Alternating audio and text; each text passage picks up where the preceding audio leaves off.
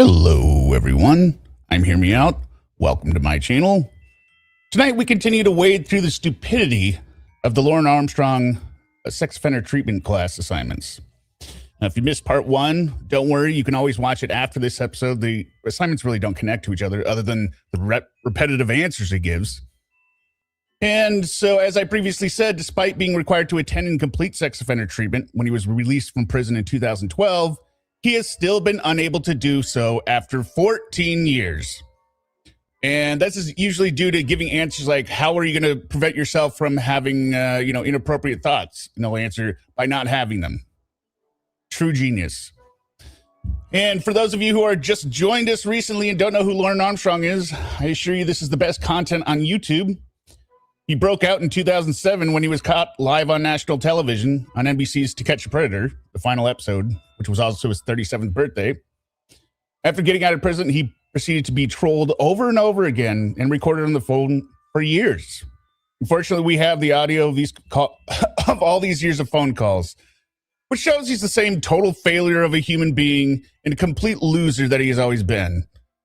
His background is extensive. It's impossible to sum up in a few sentences, but we haven't seen it. If you didn't see the summary before, let's look at this. Now some background on Lorne's life.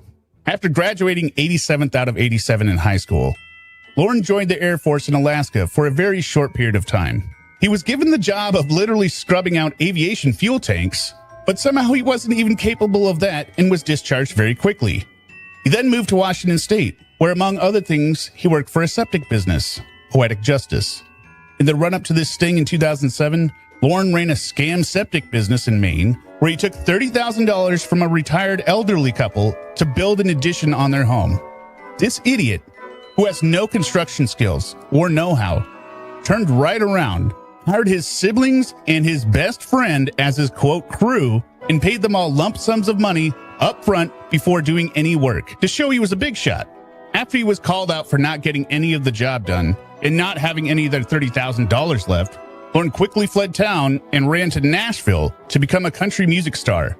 This idiot cannot sing or play an instrument to save his life. And then within days of getting an unfurnished apartment, this total loser logs onto Yahoo chat rooms and almost immediately gets himself connected to an undercover decoy for what would turn out to be the last episode of To Catch a Predator on NBC. After a month of extremely humiliating and embarrassing chat, he drove his truck to Bowling Green, Kentucky, and was arrested on national TV on his 37th birthday. Now, the comedy side, for me, comes from the disbelief that a real person could actually manage to live an entire life of being this incompetent, pathetic, and completely devoid of any redeeming quality. Lorne is like the Wile E. Coyote, failing over and over to catch any female roadrunner his entire life, while continually stepping on rakes of embarrassment, smacking him in the face every time he opens his stupid mouth. So yeah, that was his background before the sting. These workbook assignments were done after prison, of course. So, without any more saying on to Lorne, I mean, you could just ask anyone in the chat questions about Lorne. Most people will be able to give you the answer. But that background really plays into these assignments today. So if you do enjoy what you see here, consider subscribing so you don't miss any of the fun. Make sure to check out the mini playlists of the different subjects we cover, such as Sarah Boone, Lorne Armstrong, who else? Robert Tellis, Kouri Richins. The list continues to grow. Those are in the description of this video and on the homepage of the channel. It's not just those ones listed in there. So hello to everyone who's here with us live in the chat. Hello to the replay crew. Please remember to hit the like button so we can avoid all unnecessary consequences. All right, let's go.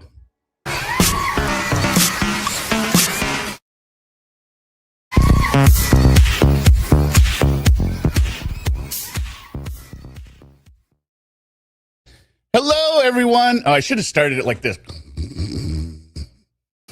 Even though I was live doing the intro. I fell asleep on Friday stream first. There's always going to be a first sometime, right?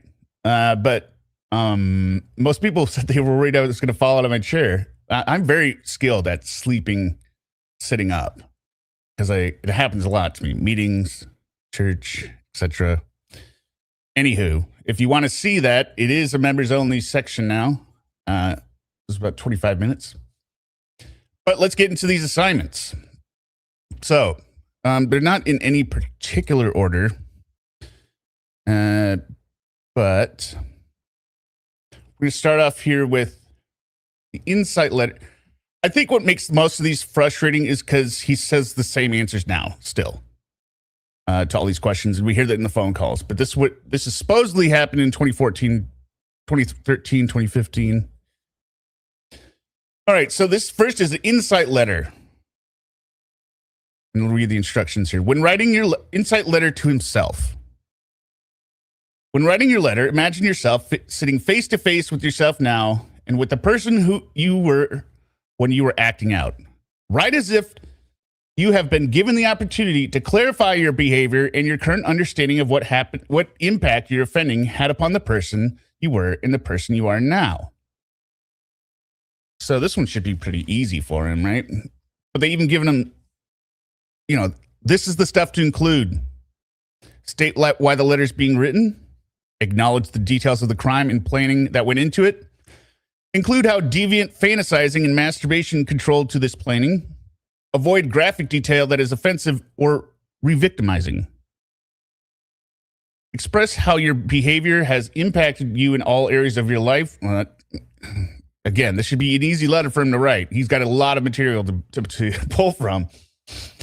Need to address both short-term and long-term effects. Express how you feel about the person you victimized and any deviant fantasies. Take full responsibility for your behavior. Discuss what the crime has cost you. Discuss what therapy has helped you to understand about your acting out. Express your feelings towards others, your family, the family of the person you victimized, the authorities that have worked with you, and yourself. Discuss what you can do now, what you can do if or when you find yourself in a risky situation. Express how you feel about what you have done. Sorry. Express your commitment to change and the need for this to remain an active, ongoing process. This process may involve several revisions to your letter before being approved by your therapist. And I wanted to call out one thing here. On number 7, I do like this. They say, discuss what therapy has helped you to understand about your acting out. And at first, I didn't like it, but then I realized, no, that's exactly how they're supposed to understand it. They're not talking about their attraction to minors, because that's not going away. You acting on those fantasies.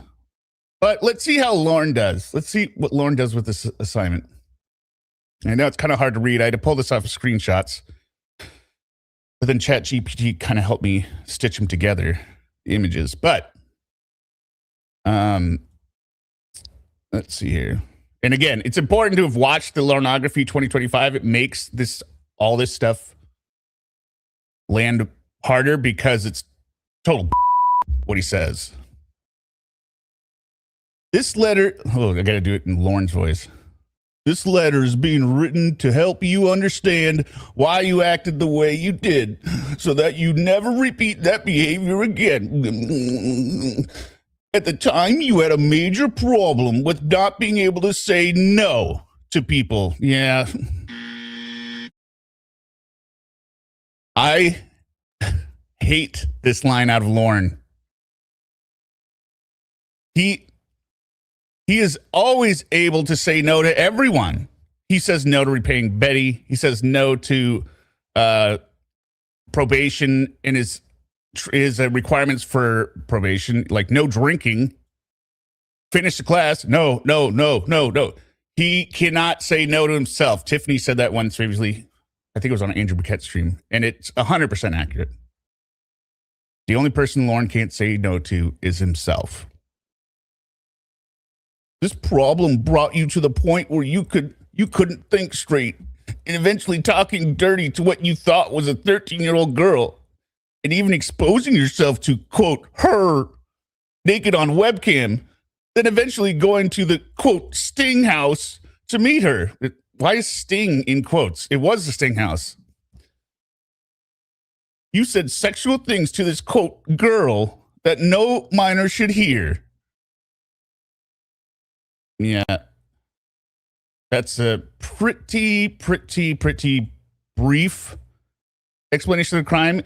And you spent half of it blaming others for what they were doing to you. This behavior made you be convinced of a crime. This behavior made you be convicted of a crime and spend time incarcerated. Caused negativity on the internet toward you. Has made you want to hide from the public and left you on probation and tilted as a titled as a sex offender.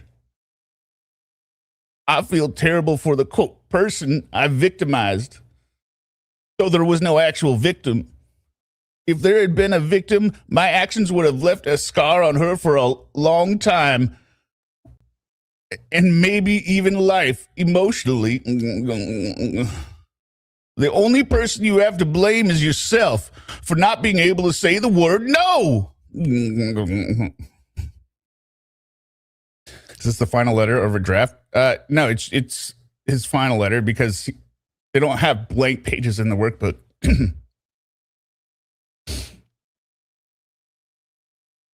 This crime has cost you your good name.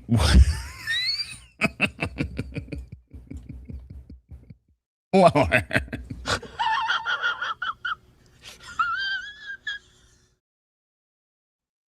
Your name was already trash. Your name was already trash in Cornville. People heard that Betty had hired you for their job of contracting, and they rolled their eyes like, okay. The only reason you got hired by Betty was because they were new to the area and didn't know about your good name. This crime has cost you your good name, standing with society, family's feelings, and a dream that you've ever had since you were a little boy and wanting to become a country music singer. Well, that's because you're an idiot. There's a little asterisk here. Therapy has helped you mostly in realizing that the reason you fell into this position was because you couldn't say the word no. My feelings towards most of my family is still a lot of love, with the exception of a few. There's a few that I am just completely disgusted with still. How did this end up? How did we get to trashing your family again, Lorne? The victim, had there been a real one, I would still feel disgust in myself and pain for her, and also like I would not be able to pay her enough for the damage I caused in her life. As for the authorities, crossed out, as for the counselors that have worked with me, I owe a lot of thanks and gratitude for helping me to get my head back on straight and for helping to sort things through in my life. For helping me get let me read that again. Help me get my head back on straight and for helping to sort things through in my life. Well, I don't believe that either, because you're always fighting them. They're telling you you're getting catfished. Always. And you ignore them. What I can do now in risky situations is identify them and remove myself by saying the word no.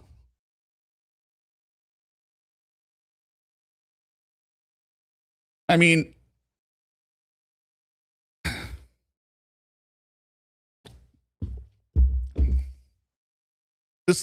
this here. Therapy has helped you mostly in realizing the reason you fell into this position was because you couldn't say the word no. I want to believe that there was an actual conversation from the therapist saying you couldn't say no to a child because you're sexually attracted to them. And you need to learn how to control your desires. He took that and go, oh, well, I don't like that answer. Oh, no, I couldn't say no to my siblings. Compass Realty Hitman. So excited for tonight. Need a good nap. Thank you. $2. Yeah, this whole letter. I mean, he doesn't even say what he needed to say no to, right? I don't believe so.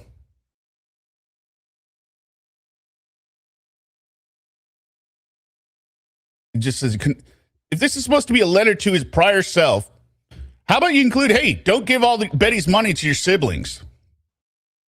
Right? Don't talk to minors on the internet. Polynomial purebred, $4.99. He is glossing over having real minors he targeted online. They are victims too, just ones he did not succeed in molesting, but real minors. Yes, he's glossing over that as well, but I think the assignment is, I think he probably was supposed to, well, I think this one, yeah, he would have to include them all, but he probably hadn't confessed to that yet. So this is a fail.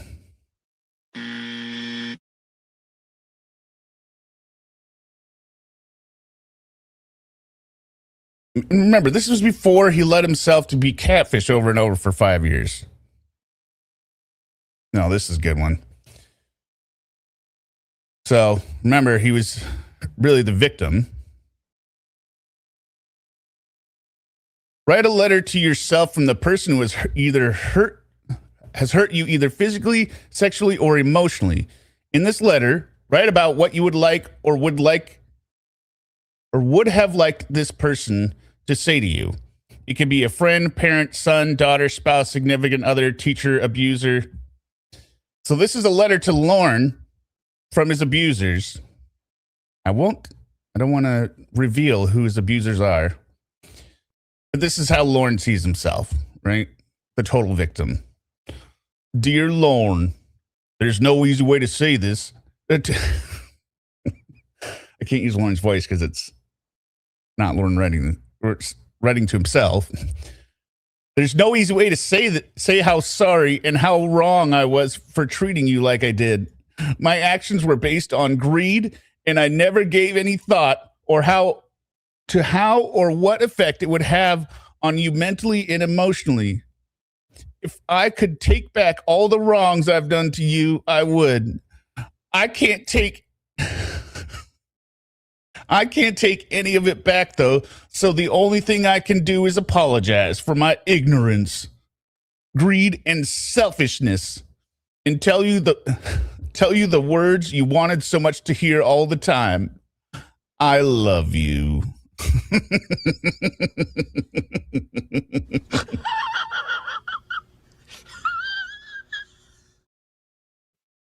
Anyone want to guess who this is written from?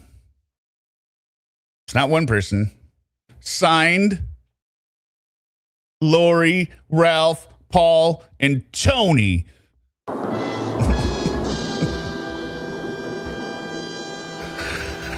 So these are all the people in his little crew there, right? His 3 of his siblings and Tony Fama. What an idiot.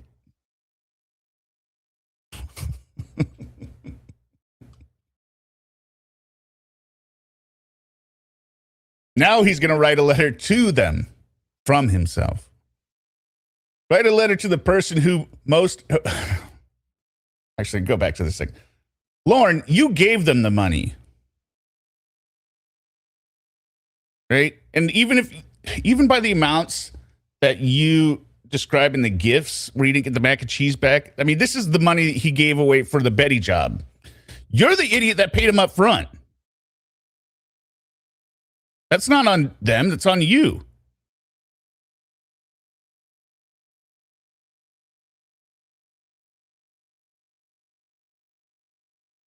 And that's not abuse. Yeah, that's the other thing that's really... He views him giving his siblings money the same as the abuse he causes to minors.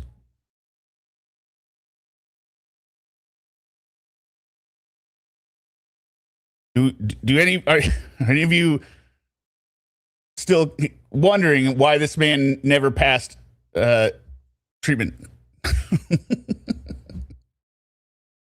Write a letter to the person who most hurt you in your life without taking responsibility off of your own offending behaviors. tell this person, one, how you feel about what she has done, what thoughts you would still have about what they, well, I mean, he really already did that in the first letter. They were apologizing for how disgusting they were. Two, what thoughts do you still have about what they did to hurt you?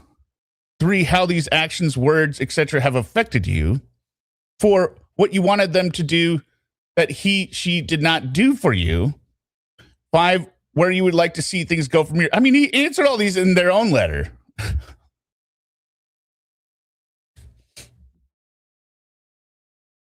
And we don't know the original order of all these as well. So maybe this exercise was before it, and then he just wrote it in reverse. Let me see. Dear Lori, Ralph, Paul, and Tony. Well, what happened? Okay, yeah. I thought there were 5 for some reason. I thought long and hard about the things you all have done to me. The way you all used me for my money was disgusting and shameful. Although, I mean, I can't do it as well as Derek, but he's unavailable. Although I did everything I could to help you, all it was because I had idolized you all. It was never because I wanted anything back. Bullshit! Lorne? Explain the mac and cheese story, Lorne. You cite that as the incident of them not loving you because they didn't give you anything back when you said, don't worry about getting me anything, but if you want, you can do this. And then they just said, okay, well, I'm not gonna. And then you held it all against them and called them disgusting. Although appreciation would have been nice. Instead, all I got was more... What does that say? I got was more. Maybe it's just a crossed out word. Instead, all I got was more used. It took me a lot of hardship to realize that it was only yourself you all cared about, not me.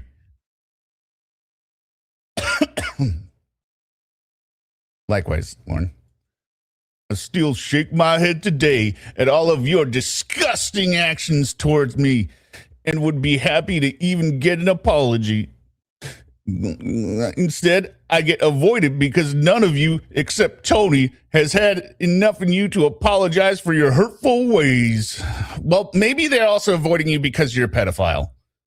And you're insufferable beyond that. I mean, I've said several times, take away the TCAP sting. Take away the whole undercover sting and the whole pedophile part. What about Lorne makes him enjoyable to be around? He's not funny. He's disgusting, like physically disgusting, environmentally disgusting. He's lazy. Man.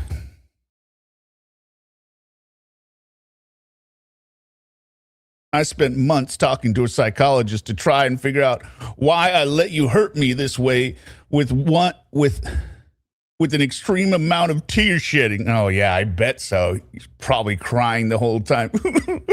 Tony used me. Kouri.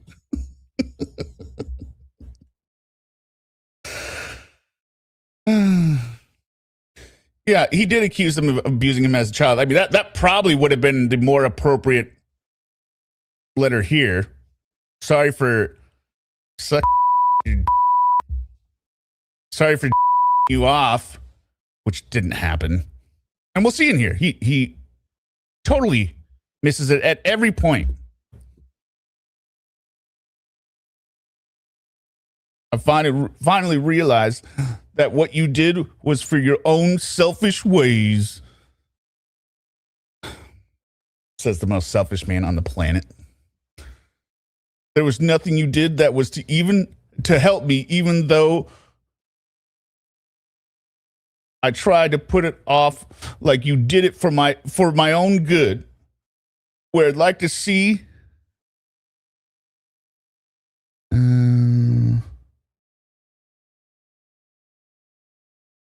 would like to see.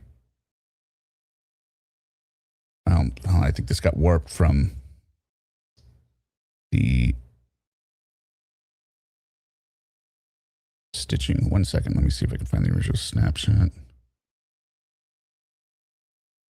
1 minute. Apologies.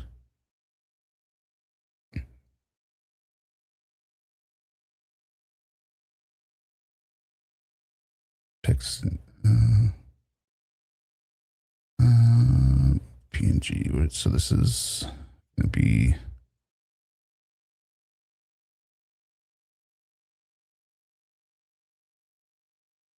There's a cell from abuser to abuser.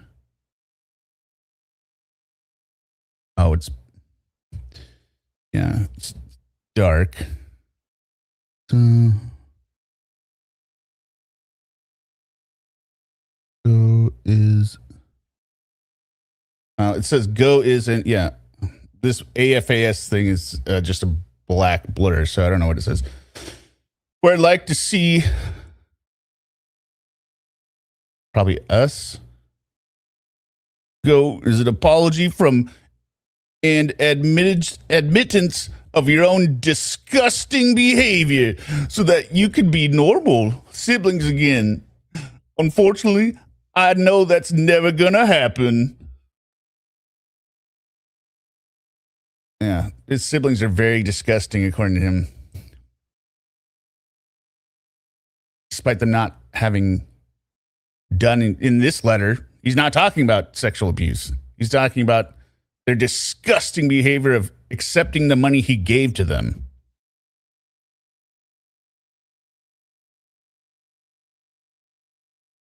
All right. Oh, here we are. Yes, finally. My favorite page. Yes. Grooming and maintenance behaviors. It is important for you to follow up on the... Wait, can I hide this? Yeah. Move this somewhere else. It is important for you to follow up on the group discussion of grooming and maintenance by looking at your own behaviors. So there's been a group discussion.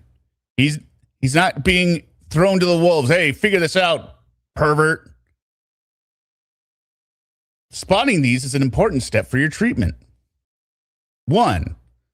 What things did you do to prepare your victim or make it easier to engage him/her sexually? We have 400 pages of this, Lorne. You could do a whole lot in this section, but he says, I called her beautiful, precious, an angel, and tried to make her feel special like I felt when I talked with her. Lorne, how about all the sexual talk? That's probably the first thing you'd put in grooming. Talking sexually to her. Sexy little thing in the pool. Did you ever see anything in here that made you go, wow? You wanted to talk about sex with her. You were sexual all the time. You kept bringing it back to sex to make it comfortable for her. You would show you your body. That's what you did. Yeah, showed your peener after about an hour of talking. Right.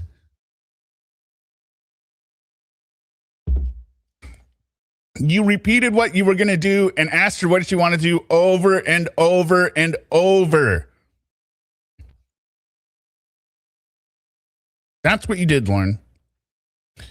But now he's going to add on here. Okay, no. This is what he did. Buying gifts. Actually, is this supposed to? Yeah. Okay, this is probably number 2. Number 2. So he answered this one like 3 times. What ways do you do some of the behaviors now? And his first answer was this, which is ridiculous. Wait, okay. I'm not in a mental position at the present time to engage in any relationship, but I'm getting there. But if I were in the mental position, I would not do it with a minor.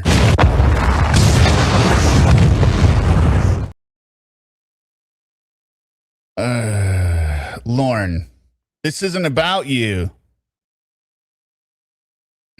How did you have the group discussion, Lorne, and not realize what grooming was? So then he replaced that with buying gifts, giving extra attention, give compliments. That's his grooming. Now, buying gifts was part of his grooming behavior attempts with his nieces. Giving extra attention, he also does that. But he's saying this in a good way. He's buying gifts for his siblings, giving extra attention to people. Yeah. So, and here's the nice line, and this is what I was going to pull up the other day. Dog isn't the first thing he lists, though. But he says, I groom my boss, mom, aunt, uncle, and dog. What the?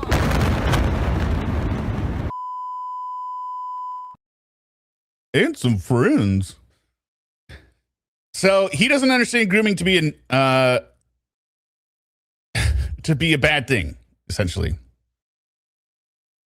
Yeah, Alexa's son, huh? You want to hear that list again? What ways do you do some of the same behaviors now? I groom my boss, my mom, aunt, uncle, and dog, and some friends.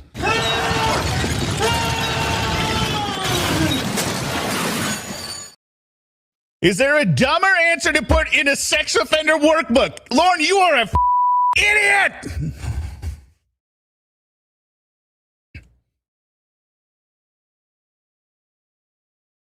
And he wonders why he didn't pass. And he constantly says, I filled it out. I filled out the workbook. I filled out the workbook.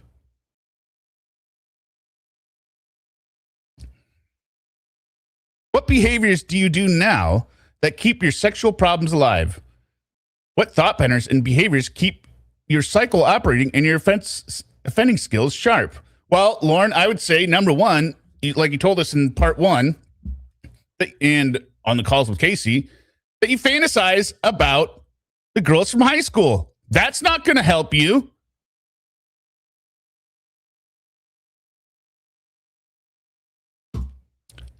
You see this picture and think it's sexual. Maybe you don't watch it. You jerk off to Little House on the Prairie. You're probably watching Jurassic Park to look at Lex.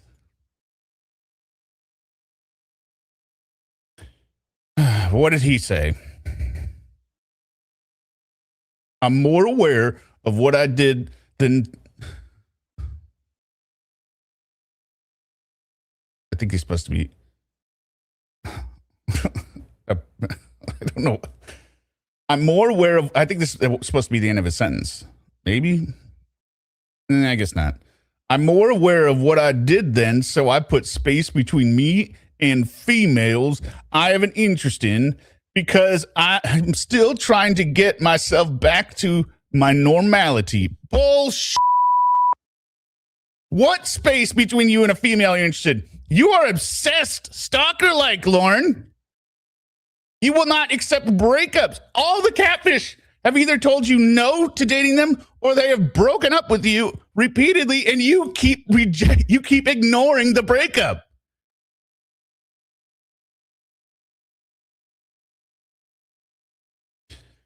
I'm still trying to get myself back to my normality. In order to do that, I need to look at what I did wrong and accept the blame for my own, I think it's actions. Wrong. Remember, Lauren, this is where you put you're fantasizing about kids.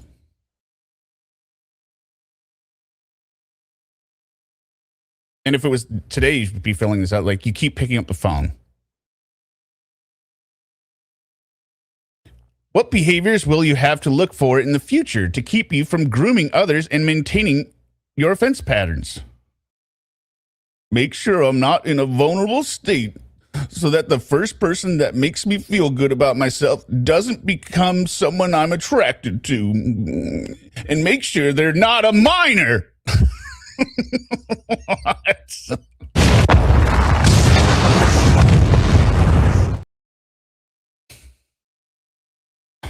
Wrong, Lorne. Stay off the internet? How about that? Stay out of... I mean, I didn't know this, but apparently back in the day, there was almost like a messaging function on YouTube. It's not there anymore. Now it's just comments, right? But Lorne would respond and interact with his messaging. Like people, that's how people would trick him, being like, "Oh, you're so cool." Lorne, stop going on the internet, flirting with people you don't know. Focus on rebuilding your life, because the only reason you do this is because you are so lonely and pathetic, because no one wants to be around you. So fix yourself. That's probably going to be very hard to overcome with the whole TCAP sting and years in prison. But then look at now, along came a Trashly. Right? But you haven't changed yourself at all, so you're still at risk, because you don't even understand that it doesn't take another person to cause you to do it. How do you make sure you're not in a vulnerable state?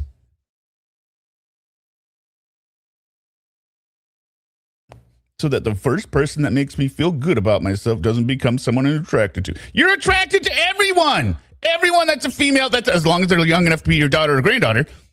Anyone that shows you attention, you convince yourself you're in a relationship. We've seen it through the progress of the Casey call. We see it with the Jamie stuff. We see it with Ramona.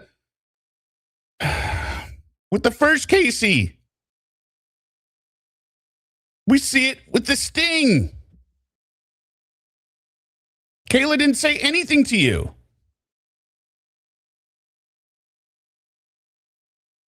Yeah, cool.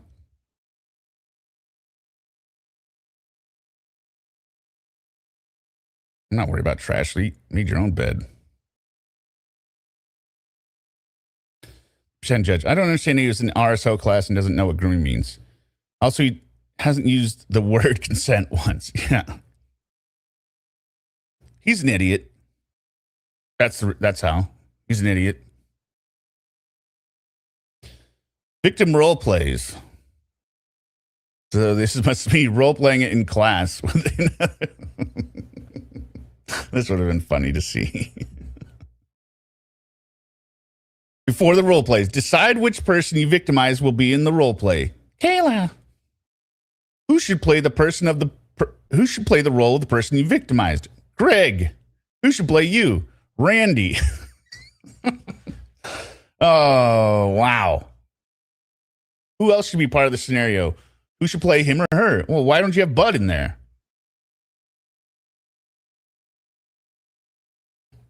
How do they...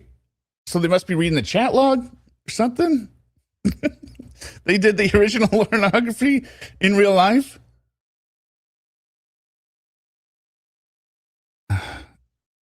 How much laughter do you think there was? Do you think that the instructor would be like, quiet, quiet?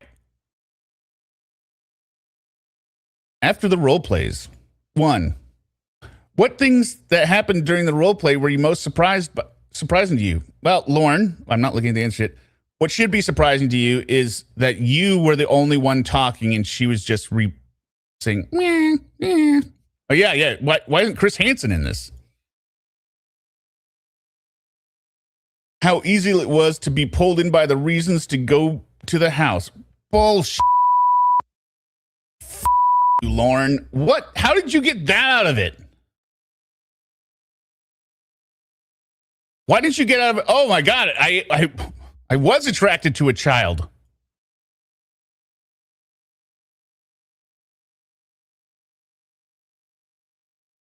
Oh, and hopefully tornadoes aren't getting you.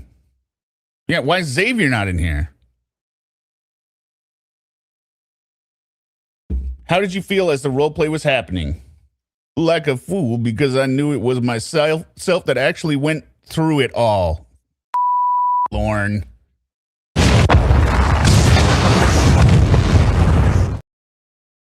You mean the person that did it all actually went through it all? Totally thinks he is a victim. He is just as much as a victim as his own victim. And he's real sorry about that. What, if anything, is different now in the way you think about the person you victimized? I can see now the ways it may have affected the victim. May have affected the victim, such as her thoughts, attitude, confusion, and feelings. What a bullshit again. He doesn't actually think what he did was abuse, because he never even got to meet her. She's supposed to be 13. All he did was talk. He doesn't see showing his dick off every 3 seconds is abuse. I'd pay $100 to watch Greg and Randy roleplay Lawrence TCAP episode. This one is dated.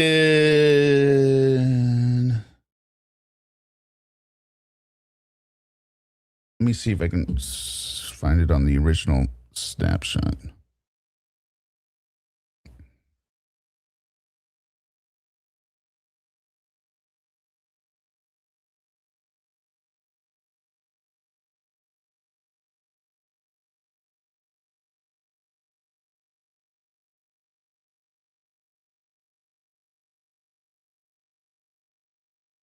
Sorry.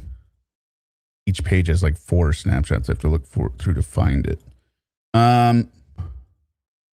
This looks. Make sure they're not a minor.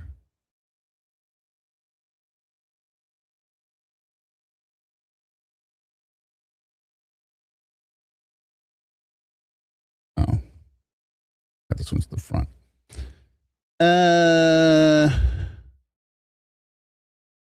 Can't really see it. One,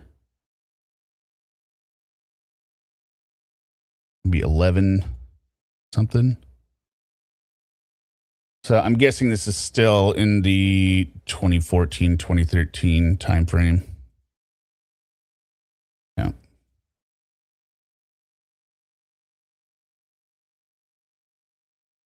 See, not that his answers would be any different now.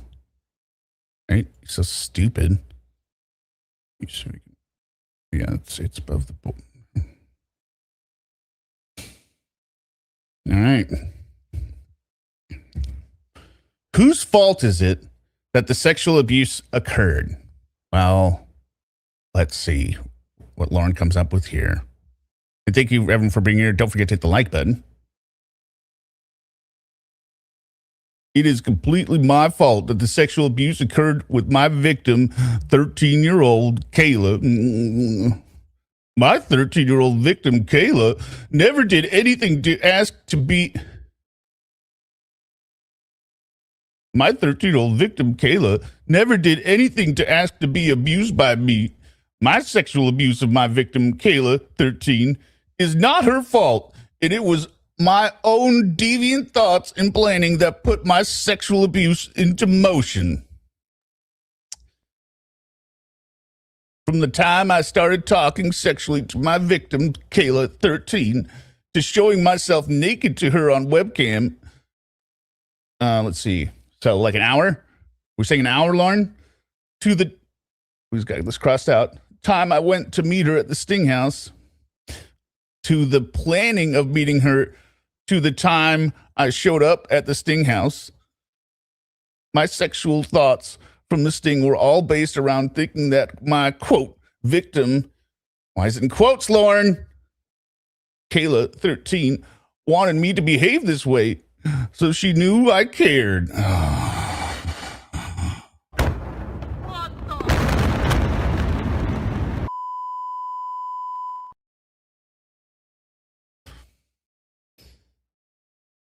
Break a sec.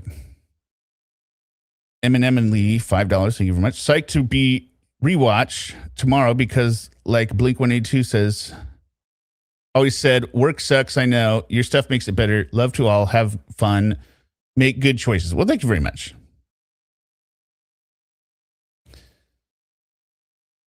Lorne, you wanted to be talked to sexually because you were attracted to the child and you view sex as affection.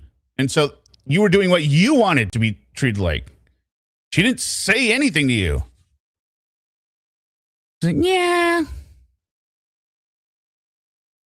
I perceived this wrong. It was my own deviant thoughts that brought this forward, and it was myself that initiated it and acted on my own deviant thoughts. I wonder if this is a redo one. Anyway.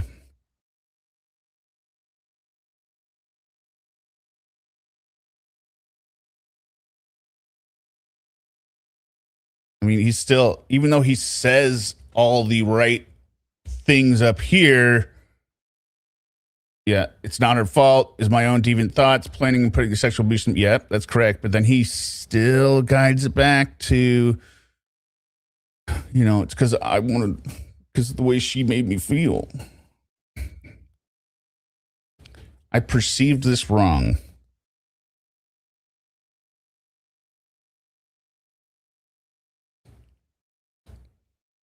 Yeah, he had to have help on this one. He didn't come up with this himself. Because even if he did, he doesn't say it now. Today, he still makes the excuses. I never wanted to go there. I was lured. Intimacy in relationships. Describe what style of attachment you have or have had in your intimate relationships. What makes it that type of relationship? So if I were Lorne, the answer should be the style of attachment is psychotic, stalker, obsessive. Intimate relationship, you'd put NA because he hasn't been intimate. And also you could say non-existent, like, or one-sided, asymmetrical. It's unclear, according to the therapist, right? Or the psych evaluation, it is unclear if the women know they are in the relationship.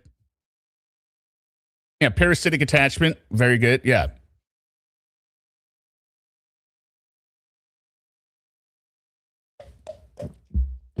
The only way they end is if the person physically moves away and they can't contact him, or if they weren't real in the first place, like the catfish. But what does he say? Fearful, accidental.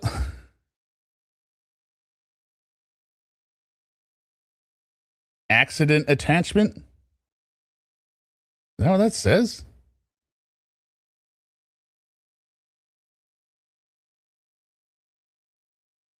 Just hand. I think it's accident. Way he would spell it. It's shitty handwriting.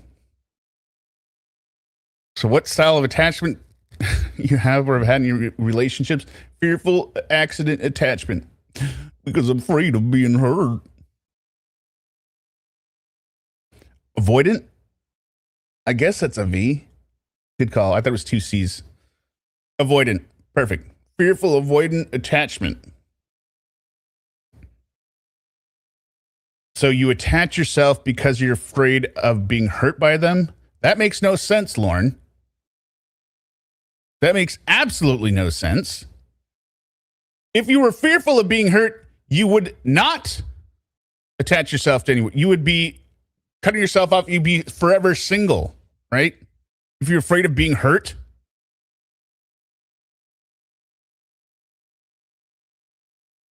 Yeah, it's stalker possessive. Stalker possessive, which be asymmetrical stalker possessive is that's his relationships.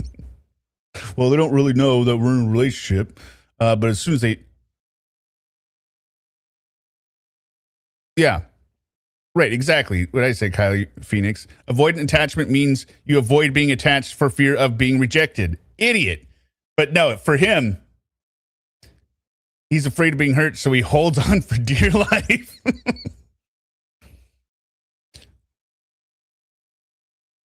Two, describe your most intimate relationship, past or present. Now, This doesn't make any sense. Everyone, what was the love of his life? Who has he loved for 25 years? Paula. But that's not listed here. He's listing himself with the, this would be, who is this? I got. This is the one of the, is this Denise? This is Denise. D-Nice. With their 3 kids and he was a babysitter. I was 19 and she was 29.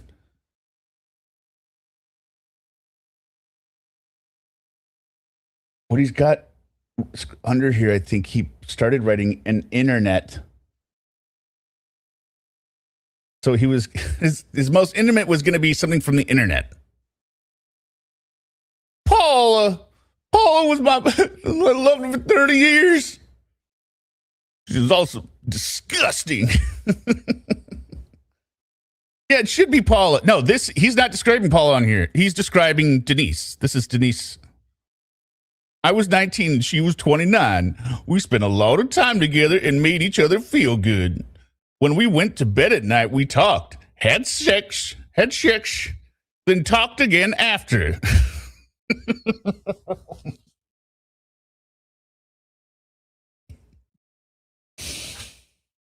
Whatever. But then he broke up with her because she lied to him. No, I think that was either Gretchen or Debbie. I think it's Gretchen. Gretchen, because that was the 2-hour sex thing, I think. Yeah, he is such a girl. We talked, had sex, and then we talked again. I listened to a call last night. It's when he thinks, I mean, he's such an idiot. He is talking to Ember Infiero, who's using her whispery, whinny voice as Casey, but she's supposedly hiding, so she has to do her voice differently. Then immediately Debbie calls later as Casey, totally different voice, but now she doesn't have to hide. So he's like, okay, now you can use your real voice. But he was butthurt because she had said Dan was beautiful, and he was cute. He's like, well, Dan's beautiful, but you don't think I'm beautiful. You think I'm just cute, and you think Dan's beautiful. He would not drop it for like an hour and a half, and then he was like, "You're such a girl. That's something girls care about. Oh, you call him beautiful. What man wants to be called beautiful?"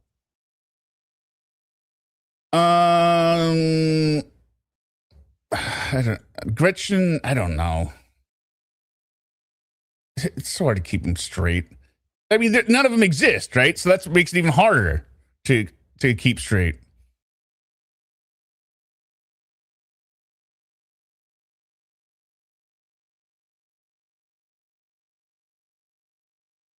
Three, what type of attachment style are you most comfortable with? What attachment style would you like to have? He's most comfortable with fearful, avoidant attachments. Well, no, he's not, because he's not avoidant. Psycho, stalker, obsessive is the one you're most comfortable with. He would like to have secure attachment.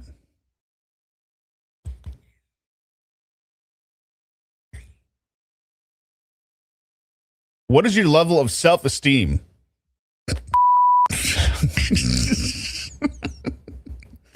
What is your sociability level? All right, Lorne. Come on, baby. You can get this one. What is your level of self-esteem? Positive/negative.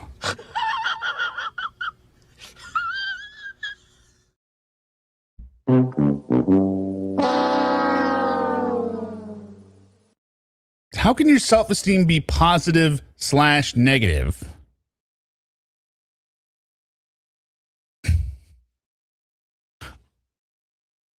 I mean, it's like he's trying to get dumber in these pages.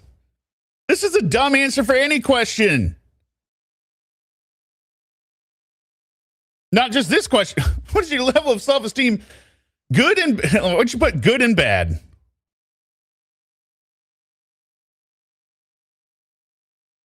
Yagarita says, hear me out from a psychology point of view. He actually has anxious attachment and codependence enmeshment. Yeah, codependence, high codependence.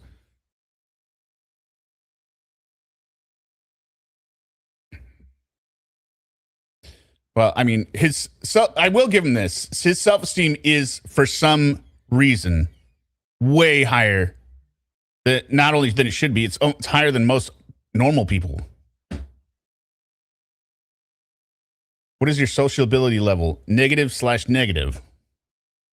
What? I'd say it's non-existent because you hide out, because you're only in the chair. Your best friend is the sound of the TV. And Tony Fama, but now Fama's dead. So now it's just people from the internet who aren't real.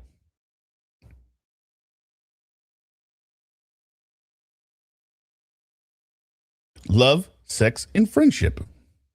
Please answer the following questions. Is there such a thing as love without sex? If yes, give some examples. Yes, such as loving a sibling. But if they're not related to them, oh baby. Oh, not that one.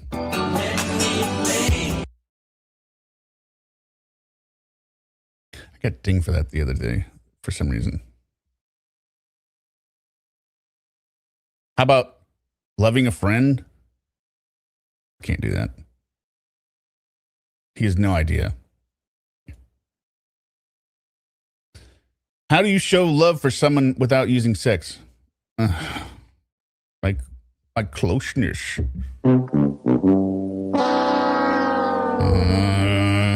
Such as hugging, playing with her hair.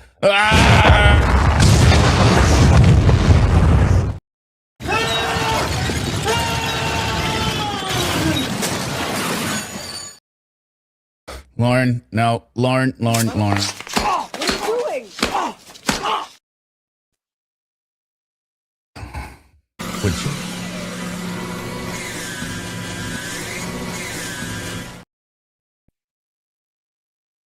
Such as hugging, playing with her hair, close conversation.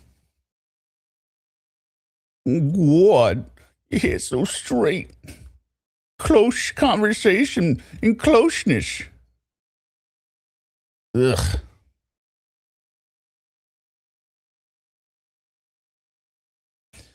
You can show love by helping them, doing things for them, being respectful, not being a complete asshole like you are all the time, Lauren. Respecting boundaries, not stalking people. I mean, that's as close as love he'll get, right? What do you expect of a friend? I expect a friend to be there to listen when I have a problem and to discuss my problem with me, to help me work through it, and to be there if I need a helping hand without having to think, what's in it for me? Yeah, Lauren. Everyone's trying to get a piece of Lauren.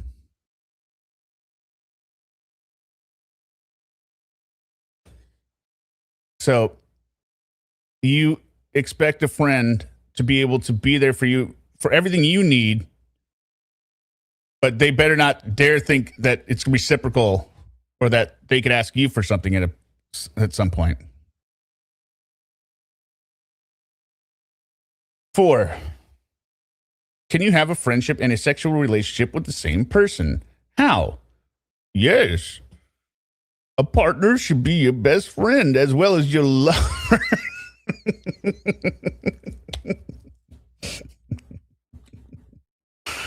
Oh, God.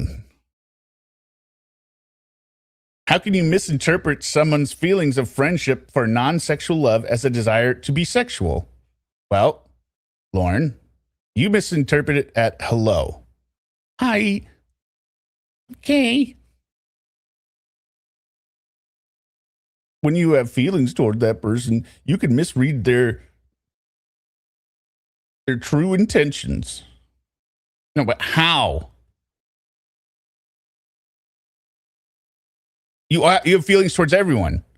So how are you? What are the things you're misreading? And this was 11/25/14. All right, so this one was a tough screenshot, but this is non-sexual fantasies. Describe what goes on in your non-sexual fantasies. What they propose, what purpose do they serve for you mentally / emotionally? I can zoom this out.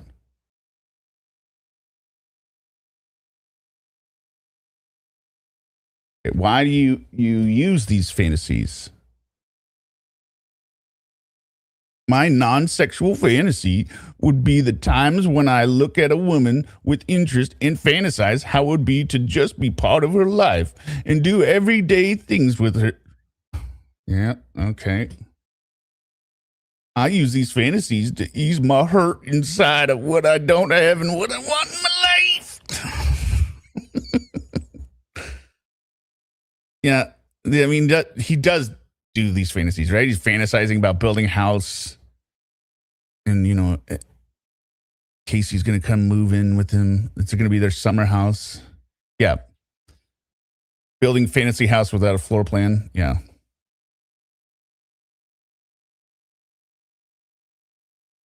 By having these fantasies, it helps me both mentally and emotionally to stay stable in my life and to know that I can have what I want as long as I'm willing to work at it. Meaning a relationship where I don't get scared and run away. Oh, Lorne. You never run away, Lorne. He's such a girl. I don't want my heart getting broken. You don't run away, Lorne. You scream, you abuse, you do everything.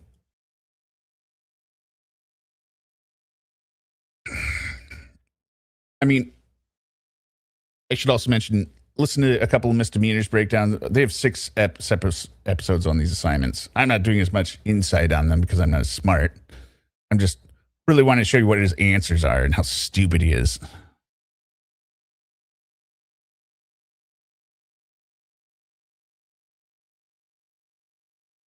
Sexual fantasy assignment. Oh, yeah. Sucking up. Oops.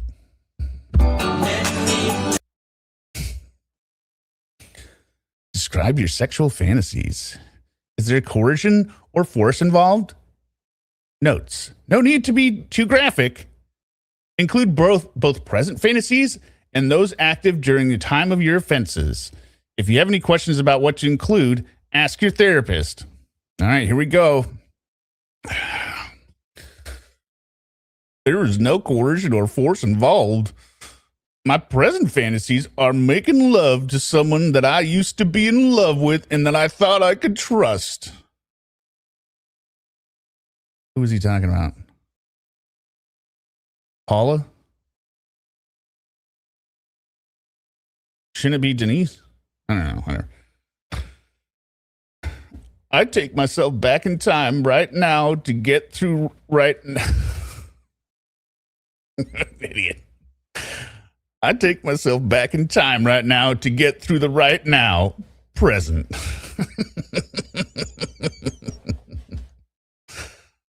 During the time of my mishap, Lorne. If you get the opportunity, you should kill yourself. It wasn't a mishap. 32 days straight. During the time of my mishap, I was talking.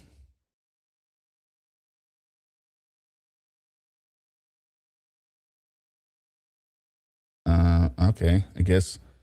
During the time of my mishap, I was talking of things I would do to her to please her because I thought that's what she wanted me to talk about. That's what you're supposed to describe here. All I cared about was making the person happy. that I somehow, quote, thought I loved. Lauren, this should be full of touch my penis. Do you want to, I want to stick my penis in you. You know, do you want to hold my, you need to hold my penis and I'll hold your butt when we're in the tub. What do you want to do first to my penis? I want to sleep. I'm going to sleep with my penis inside you. All of that bullshit, Lauren. Those were your fantasies. Why is this so hard for you to write out?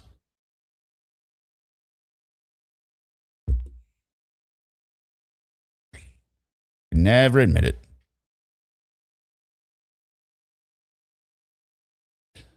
What, quote, fantasy rules have you put in place so far? What do you need to add for rules? Example, no fantasies involving children or weapons. That would be an example of rules, Lauren.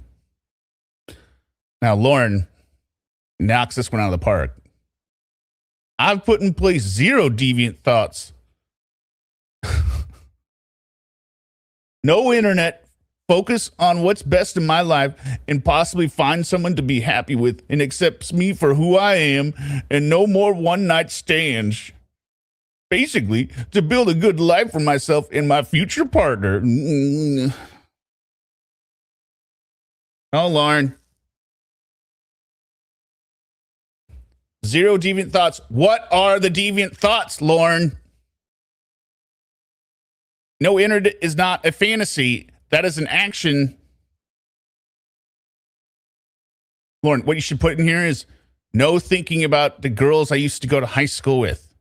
No thinking about the girl carrying the flag on the news. No watching Little House on the Prairie. How about that stuff, Lauren? You could even copy the example. No fantasies involving children.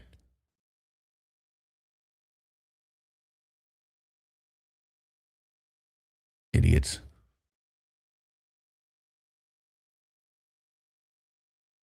Family situation and conditions. Now, this one is really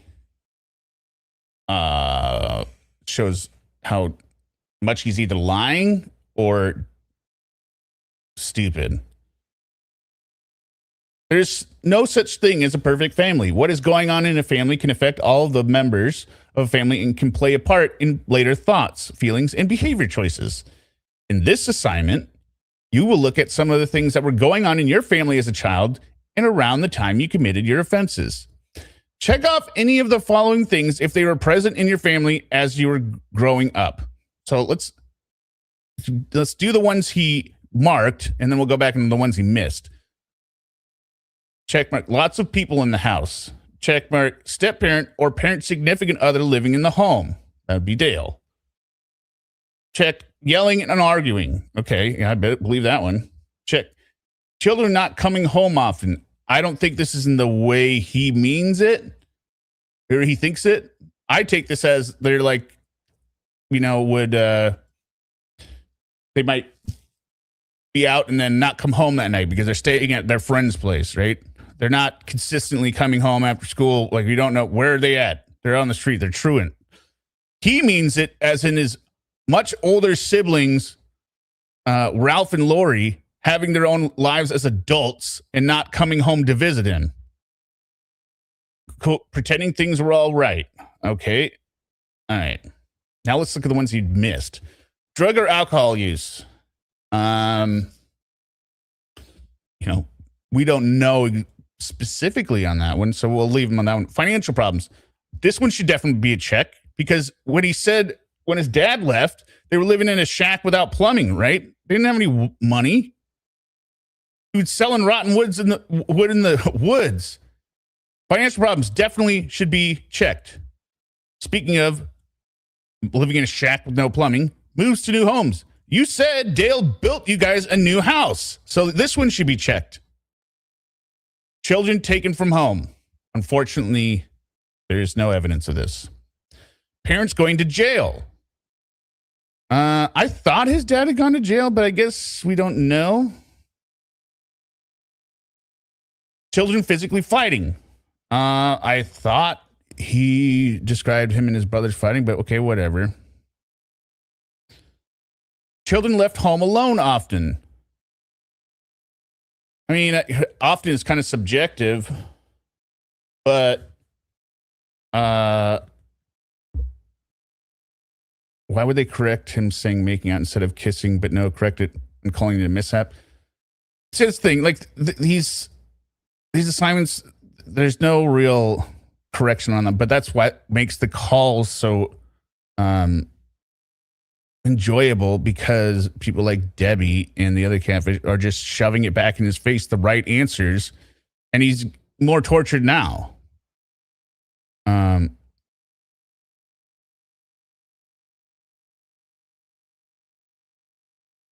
But we know that when, Paul would whistle, according to him, and that when it was time for him to go upstairs and fondle each other, not enough food. I would say, I don't know how this wouldn't be checked. Based on the complete poverty he described before Dale came around.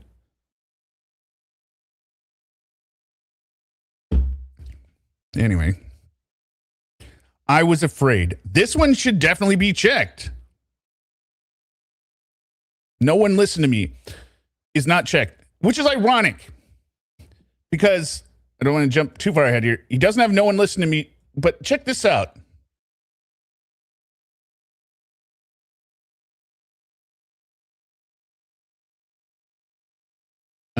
What is this? Negative assumptions and core beliefs you develop out through your life.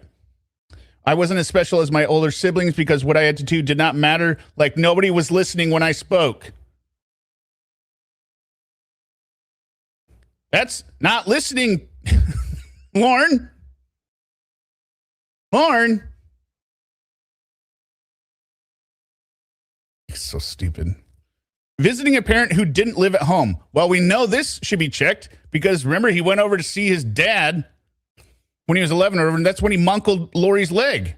He munkled my sister's leg.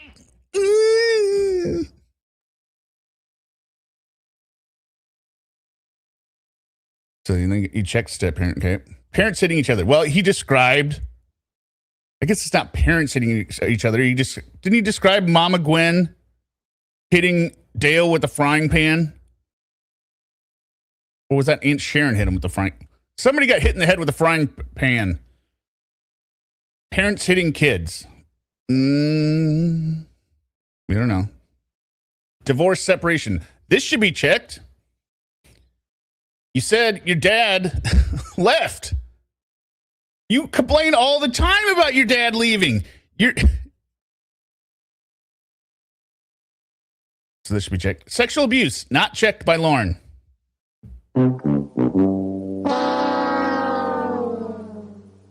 This should be checked because he says even that his dad abused Lori, doesn't he? Oh, he said his real dad was going to kill mom and Rich hit him with the pan. Are you sure? I thought it was Mama Gwen hit Dale with the pan after she cheated on it. He got with Roy's wife. Whatever. Yeah. The combo with Casey where he's like, how am I a project? And then she easily rattles off 12 easy, obvious ways he's a project. And he's like, so how does that make me a project? I, for one, do not believe Mama Gwen is a saint. Neither do I. Look at the children she raised. Medical problems / sickness. I guess not. House not in good shape. You said you lived in a shack with no plumbing, Lorne. Not enough love. This entire thing, your entire workbook, Lorne, is about how you aren't loved by your family and you're ignored and nobody took you seriously and nobody showed you the love you needed. And we could tell that that's how you kind of grew up because you're the youngest. People basically forgot about me. You're incredibly weird. So you should check. Not enough love. I wanted to live somewhere else. And I guess, whatever.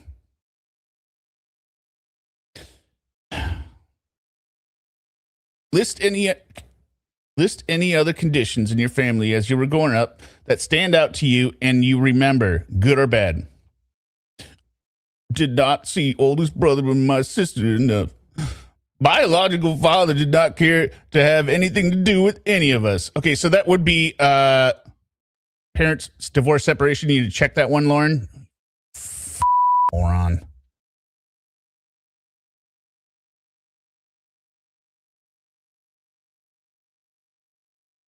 What were some thoughts and feelings you had about your family when you were younger? I loved and would do anything for them. I thought I had the greatest family in the world. Except for they abused you, right, Lauren? And they didn't come home? And I loved and would do anything for them. That's what you think. Like, what? Just not great. 4. What connection, if any, exists between the conditions in your family and the sexual offenses you committed? Or what? I said what connection, right? What connection, if any, exists between the conditions in your family and the sexual offenses you committed? Okay, look, this should be the easiest question in the entire book for Lorne. He does nothing but blame his state of mind on his siblings. That's what we should read here, right? It should be, they used me and made me messed up at the time and I couldn't think straight. And they wanted to use me for my wallet, so that's when I ran to Nashville and I fell in love with somebody I thought because they wanted me for me instead of my wallet. That's what this answer should be here, Lauren. It's wrong, but that's what you think. What's his answer? Would do anything for my family and would do anything for, quote, the victim. You moron.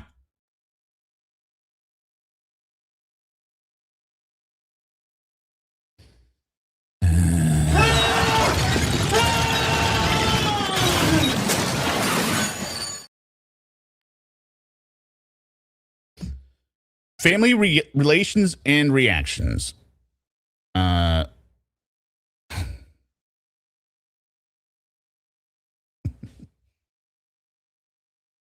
List out the significant members of your family.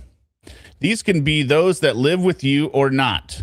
Include those you get along with and those you don't. Mom, Lori, Ralph, Roy, Paul, and Richard. Dad. So I guess Aunt Sharon didn't make the cut. Uncle Clayton didn't make the cut. I don't think it's supposed to be just immediate family, right? Dale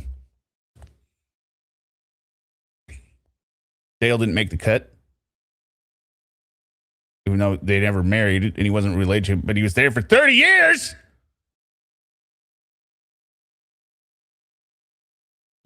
Describe your relationship with each of the people in number 1. Mom, great. Lori, a whatever relationship. Ralph, don't care to see or talk to. Well, that's interesting. Ralph doesn't want to see or talk to you. He doesn't invite you over and he cuts you off and you say it's too... Lauren's excuse of why Ralph doesn't want to see him is because he's doing it to impress his in-laws. Now, I'm pretty sure his in-laws wouldn't feel comfortable with a registered sex offender coming over, and he probably hates you as well.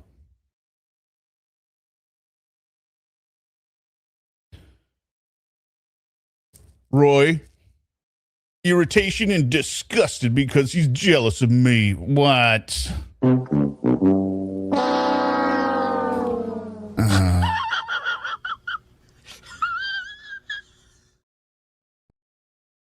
I mean, I'm not the most studied in the Roy facts. I have never heard Roy say he was jealous of Lorne about anything. Like, even to this date, what would Roy be jealous of? No, that was Paul. Paul had the kids that he lived with that he would talk about. Yeah, he's stupidly delusional. right? And you wouldn't know how stupid he was until you saw this book, right? That's why we're going through it. Yeah, there's no jealousy. Paul, whatever relationship. Richard, good relationship. Isn't Richard the one that blew? And of course, for those who don't know, the story he makes up is that Richard blew him. I don't want to bleep it out right, but it doesn't make any sense. Because, no, Paul and him fondled each other. Paul would whistle. Richard is the one who blew. But his story was that Richard was going out with his girlfriend. His girlfriend, Richard, and then he immediately comes home and says, "Hey, Lorne, pull down your pants. I got to show you something." And then immediately his brother, Lorne. It doesn't make any sense.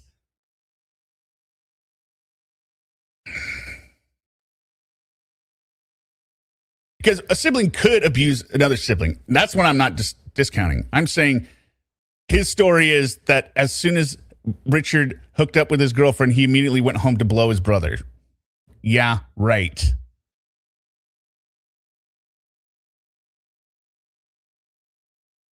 His sexuality is so wrapped into his kin. It's disgusting. He's an incester pedo adult.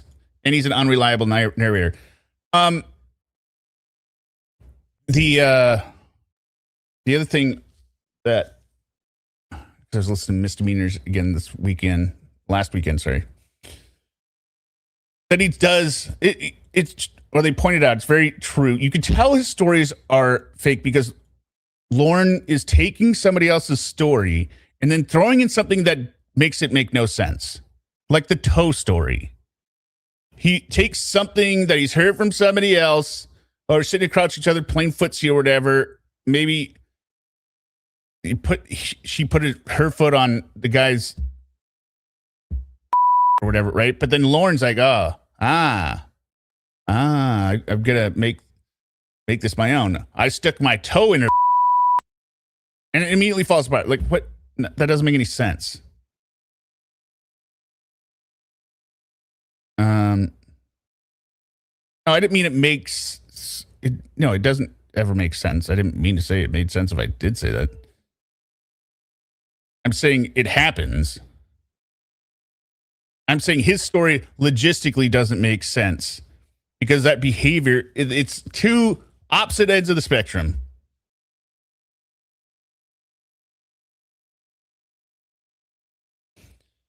Dad, none. How did your family react when they learned about your offenses? Yeah, the Brooke Titty story, right? A reimagining because he's like on the gravel. Doesn't mean, and then he's when he says he's in the car, he's on the driver's side. He's on the driver's side with the steering wheel at his back, and he's on his knees. What?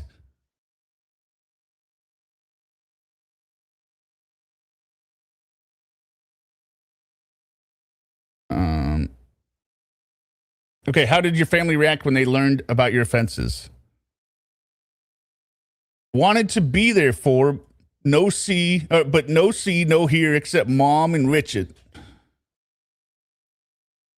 it sounds like they didn't want to be there for you then. If you didn't see or hear from them, it sounds like they wanted nothing to do with you. Which makes sense. What do they think about you and your offenses now? They believe what they see on TV, except Mom, Richard, and Paul. What? They believe the chat log they see on TV? Okay, fine. How about just the internet? How about just any of our channels? How about in your phone calls that are recorded?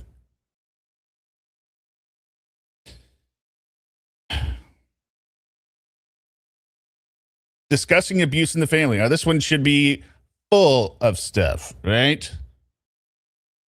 Because of all that abuse he described. I don't want to talk about it.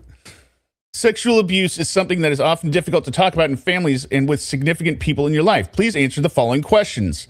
What other sexual abuse happened in your family aside from the abuse you committed? There was no sexual abuse.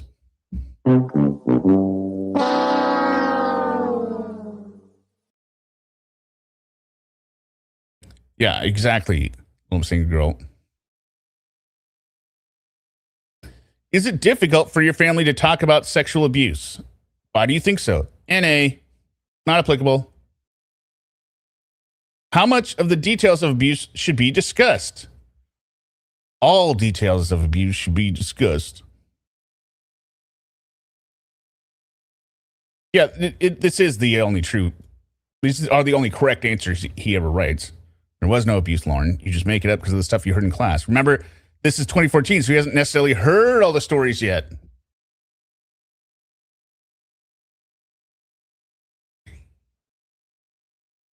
No, Roy does believe the TV stories.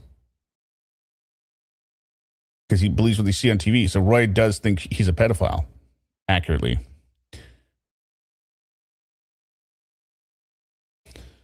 Why would it be important to have some discussion about the abuse? How is this related to increasing safety in the family? Because if a small amount of abuse is taking place, then it will only escalate and become a larger, degrading problem. This will keep a mellow and safe and more secure environment to live in. And he views, again, abuse, I think his brain defaults back into, oh, they were abusing me, would take my money. But, of course, nothing about a sister in here either. That he claims. Please answer the following questions. It's not Lorne's voice doing that. My hopes for my family. Well, we all know what this is going to be. Please answer the following questions. 1. If you could change 3 things about your family, what would they be? That they'd be more sharing and loving and less selfish. Yeah, these just tears on the page. I thought so you didn't check the love box though, Lorne.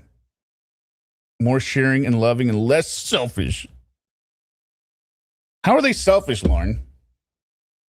Your mom, you owe money to your mom because you can't even support yourself.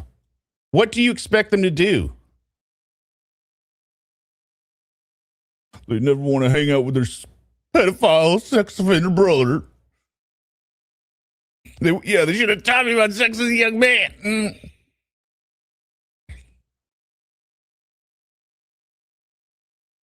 Who would you most like to see your relationship with change? Sorry, I keep. Who would you most like to see your relationship with change? What change would you wish to see? My brother Roy, I wish you weren't so jealous of me. Lorne? Well, that's because you're an idiot. How is he jealous of you? Again, I have never seen or heard of anything Roy being jealous of his brother. What is there to be jealous of? He's jealous of Roy.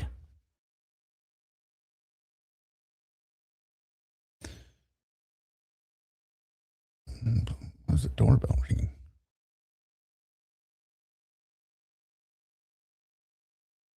One second.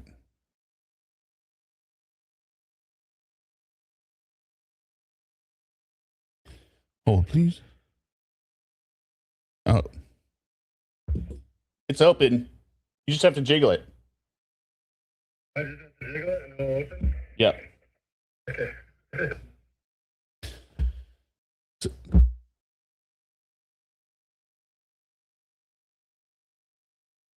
What do you think are the things that would need to happen to make your hopes become reality? My family members would have to accept me for the person that I am and not the person they could use to get the benefits, get what benefits them most without care of my feelings. What do they...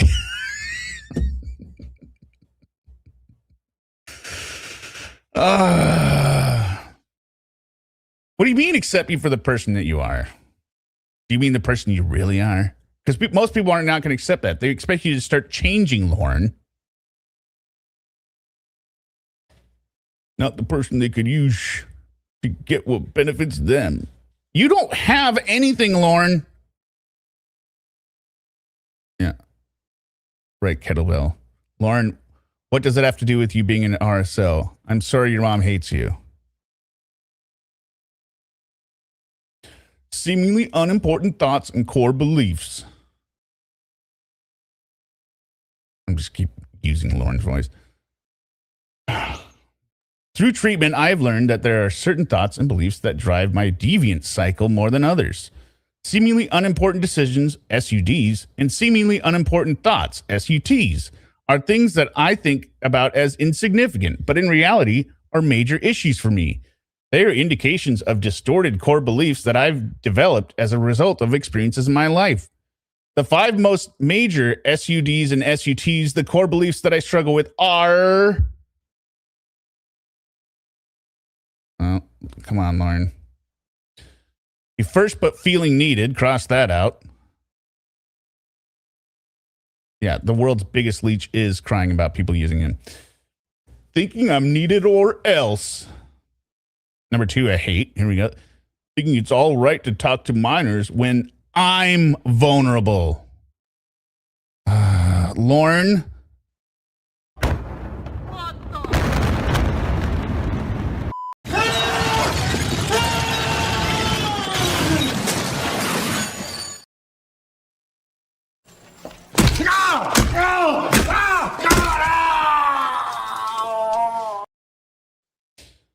Talk to minors when I'm vulnerable, right? Because when he's vulnerable, he can't help himself. Such a load of shit.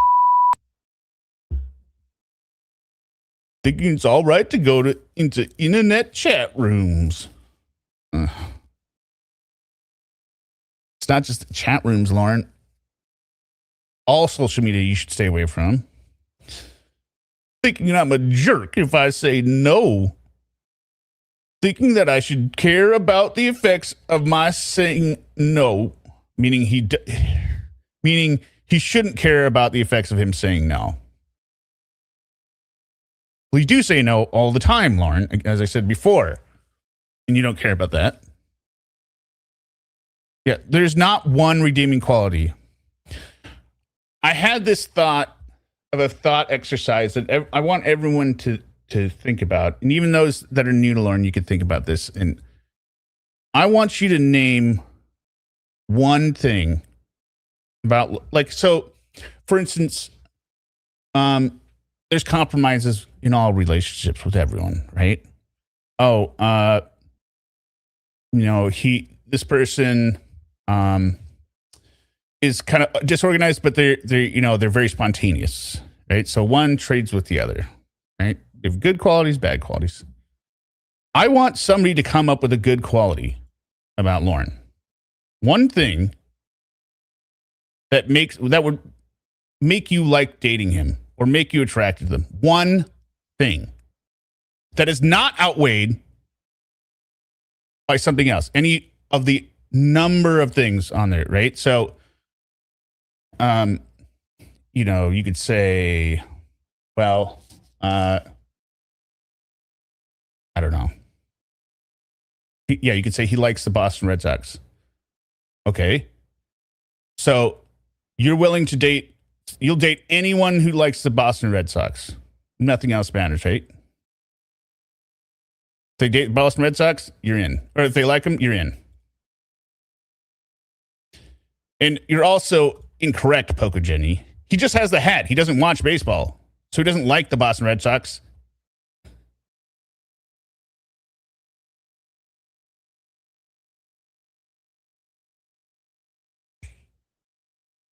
He makes one hell of a juicy, warming wrap burger. Okay, so you would eat that burger?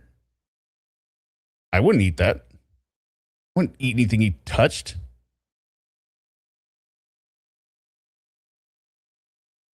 Yeah, I got it. One thing that I would not easily offset it by if he's a smoker, so okay, you're going to date anyone with a lighter? I know that, but I'm saying there's really nothing. And how many other people can you say that about? You know? Besides Sarah Boone. She might be the second closest. But, I mean, even Sarah, you know, she could draw. All right. That's something.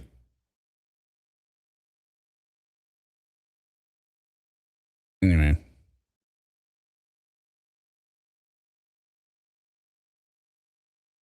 You have a list of things that you like about Lorne? Yeah, he kills his chickens. His pets die. He has no life insurance.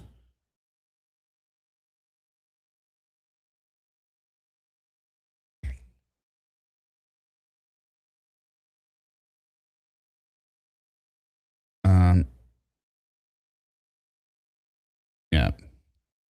And, okay. Home demolition, how is that a good thing? In fact, that's also incorrect.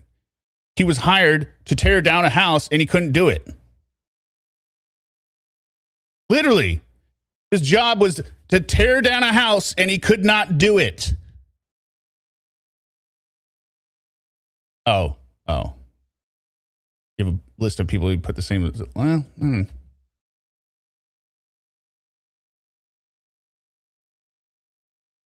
He's persistent, but he's persistent at all the wrong behavior. So he's not persistent in all things. He's just persistent in his obsession. Okay, here's one, but it's really only theoretical. One could use his crooked dink to complete a circle. He took parts of the teardown house away, right? But his job was to tear down the entire house and he couldn't do it. Yet he manages to tear down his own trailer as he's building it up.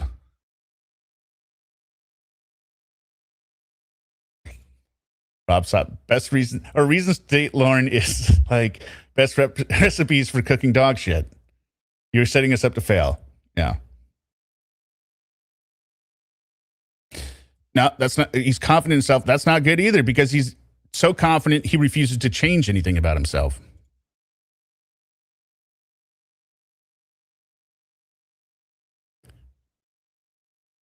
Anyway.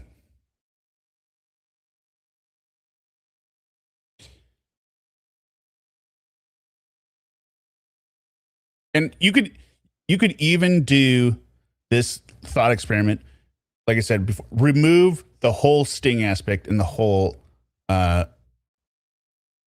registered sex offender. Right? Remove that. Just him now. What is there about him? So you don't have this, because of course that stigma is going to tend to outweigh everything. Just pretend he is just who he is now. Why would you want to? What is one good thing about him? Or I wouldn't say, attractive thing about him, but positive quality. Nothing that he can offer another person. Not a fair assignment. Hear me out, especially if you know enough about the man. Yeah. He could trap a mouse in the bowl. Well, we don't know what happened to the mouse after that. Plus, he has mice in his house to begin with. Right? So that's kind of the small things you say, like, you can trap a mouse. Well, but you shouldn't have mice to begin with. Anyway, so this list is a joke. His support system. Did I read about this? Did I read the first time? Oh, yeah, maybe. Maybe I didn't read the instructions. I understand I cannot. So this is the support system for when he's out of. He plays guitar badly because he also sings with it. I understand I cannot live a life of recovery without a group of people who will support me. Therefore, I have developed the following list of people I know I can depend on to talk to, spend time with, and turn to when I need help.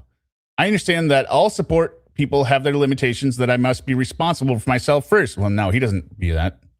He's constantly trying to get the catfish to baby him, right? Oh, I'm going to need you to do this for me.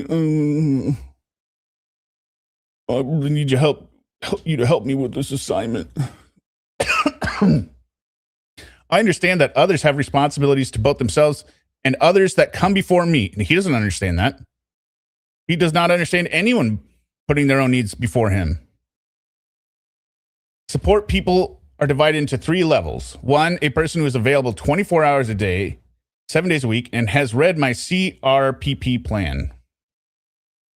I think that's probably, I don't know, what the recovery program, something.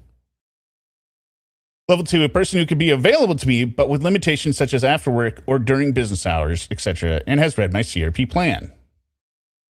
3, a person or persons who can be available, but may not know all the details of my crime. So, level 1,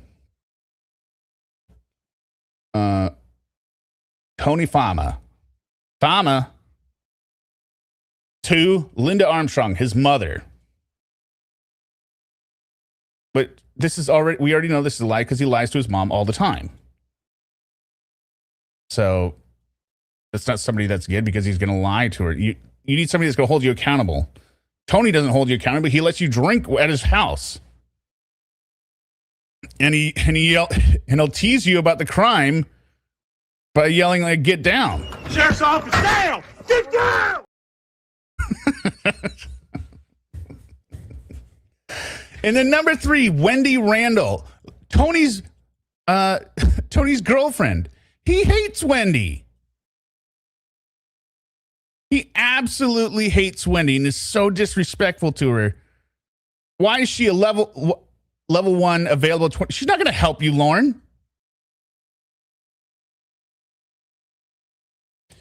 Yeah, none of these people are available 24 hours per day. His mom picks up the phone and goes, "Oh, I thought this was one of those robocalls. Love you, mother dear.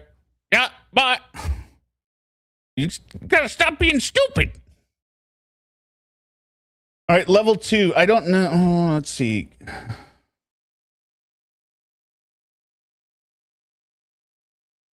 think this is Miss.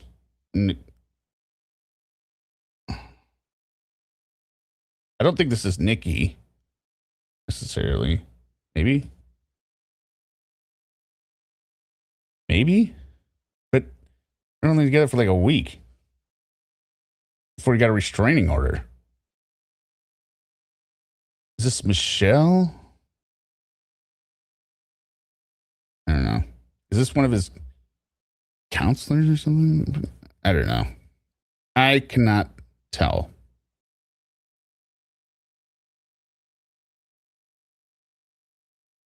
Why are you always trying to find faults? I don't know. I'm always trying to find Lorne's faults. Lorne doesn't even know what the word faults is. How could he be... how can he address his faults if he doesn't know the word is faults, not false? Yeah, it does look like Nicole. Nicole Haley or something. Maybe this is Nikki. I don't know. But he replaced that with Lori Cormier, his sister, who he has a whatever relationship with, as he said before. Clayton Cooley got demoted for Richard, who he has a good relationship with him, but Richard also when he was a kid, he said.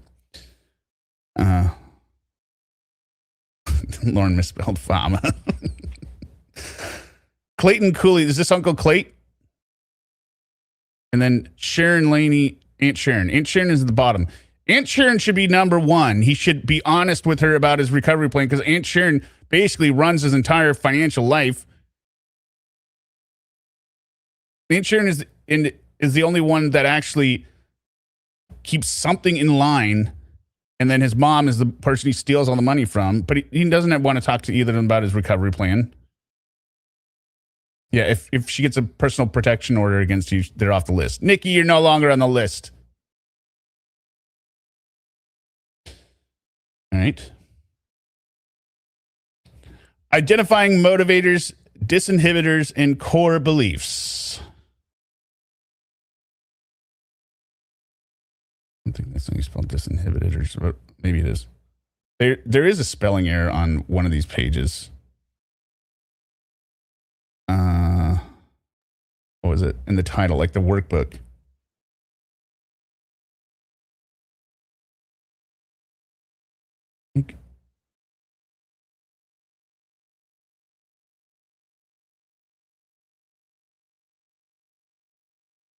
Is that wasting time doing this? But whatever. Okay, I'll keep going.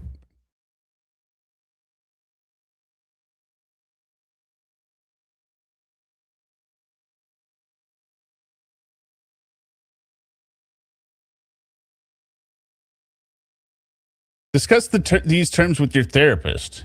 Use the work you did on your autobiography to help with this assignment.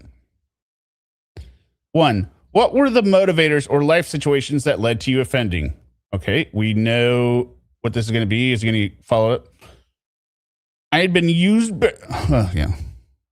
I've been used badly by some family members and friends and had developed depression. I thought you said you weren't depressed. Well, you said you weren't depressed. You haven't been depressed.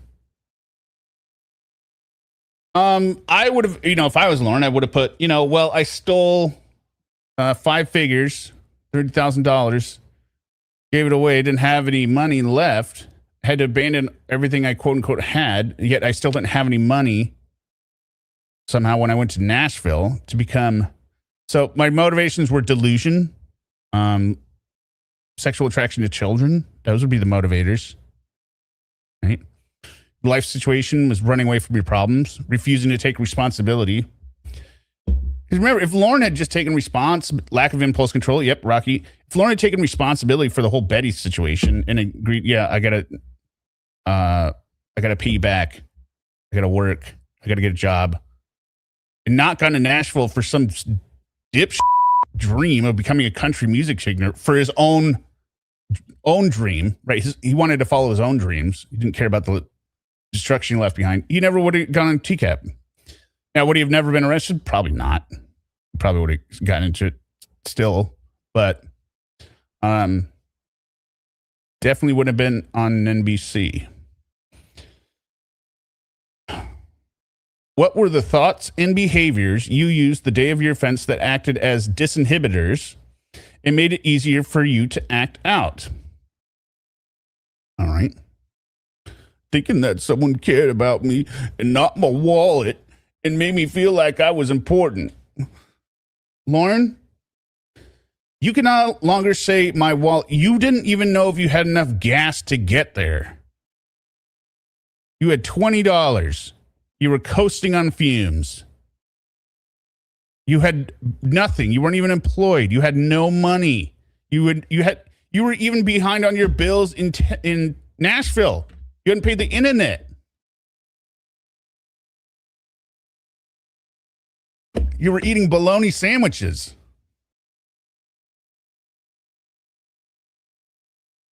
Thinking it was all right because I was not. Thinking it was all right because I was not really plans on going to the house.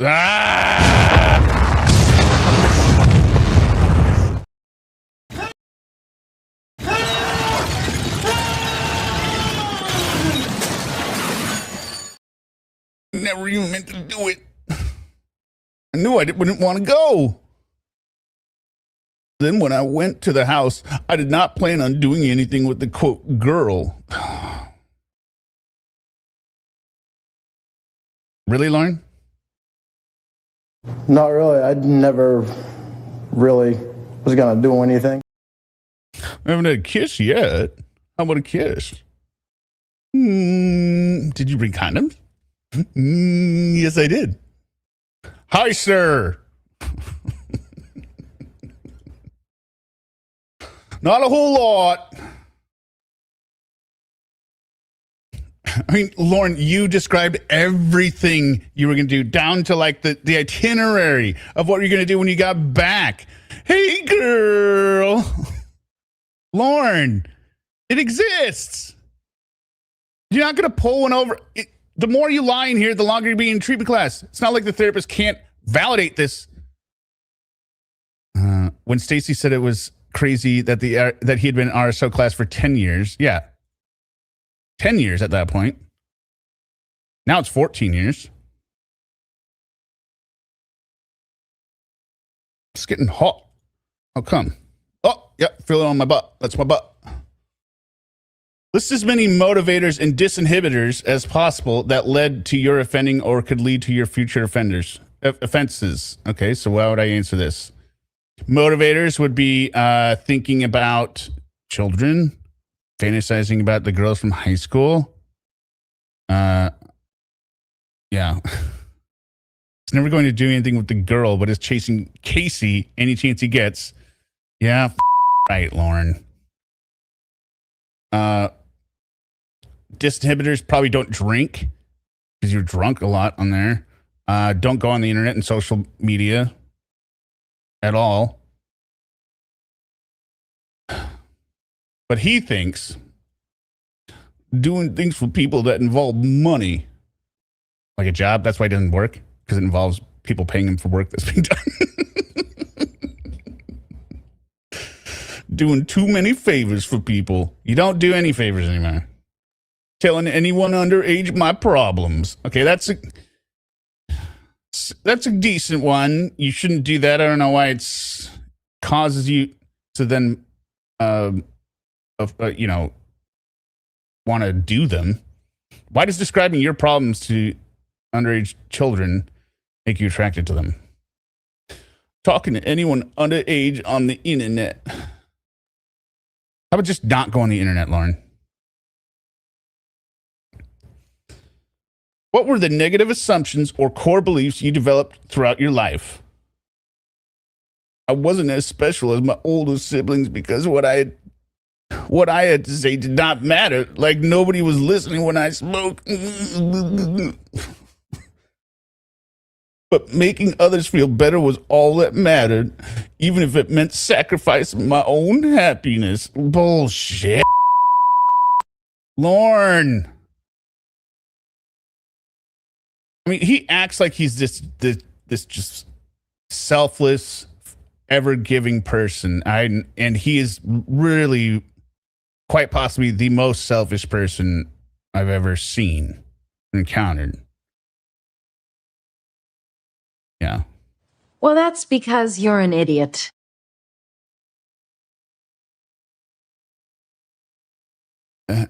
And making others feel better was all that mattered, even if it meant sacrificing my own happiness. You were ecstatic during the chat log, Lauren. You weren't sacrificing anything of your own. You weren't sitting there like, oh, what is this?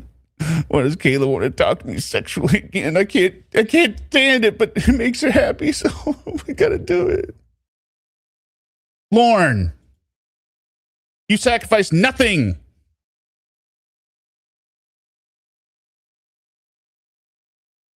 You bought a lot of beer and snacks for people. I highly even doubt that. I bet he bought like maybe one time. Oh, your parents are fighting? That sucks. You want to see it again? Oh, okay, thinking errors. I like this one. There are many types of thinking that can support future sex offending behaviors. Below are examples of some of these ways of thinking. Check off any that you have thought in the past with a P, and if you still think it now, put an N on the line as well. Okay, he/she didn't say no, so it was okay. He obviously initially put now, then he put no, that's in the past. No, that's how you still think now, Lorne. You know you're not supposed to, but that's still how you think. Yeah, I think this is supposed to be only about its victim, but there are a lot of these it should be for Lorne, just how your view on women. Because she was a slut. He didn't call Kayla that, but he definitely calls his other girlfriends and the ones before and after this thing slut. They all want it. He absolutely says this on the catfish calls, right? He's like, whenever they say, I don't want you, Lorne, like, yeah, right. So this is an N. This is an N. It wasn't that bad. That is at least a P, if not an N. I didn't hurt /him/hurt. That's a P and an N.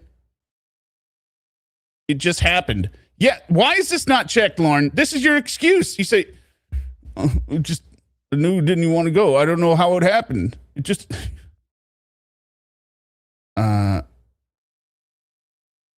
what? It just happened. I knew I never wanted to do it. I knew I never even meant to do it. If you didn't mean to do it, then it just happened, didn't it, Lorne? This should be an N now. If someone turns me on, then they want it. That should be at least a P, if not an N, because that's how you get turned on by them, and then you immediately believe you're in a relationship with them. Yeah, Ramona came clean, and he still thought she was having feelings for him. Yes, he cannot hear anything that he doesn't want to believe.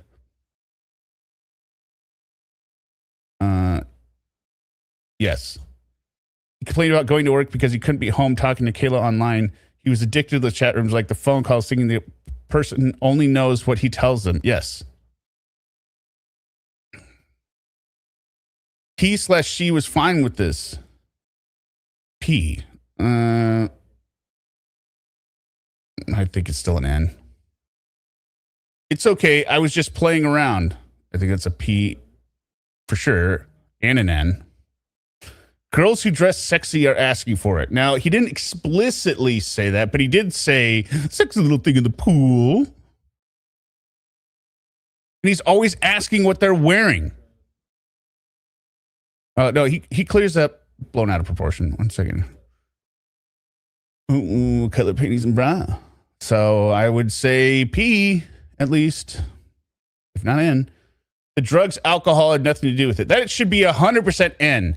You believe that drinking did not cause any of your problems. At the time you wrote this is in 2014, right?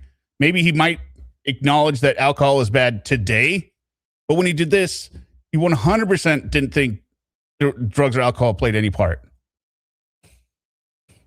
So it should be an N.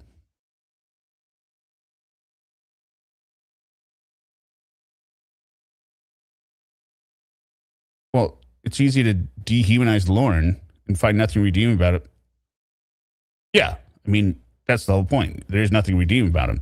Because then when we find out what he is now, like, oh, he's even worse. Bringing him/her around again, I'll show them what is. Okay. He can leave that one blank.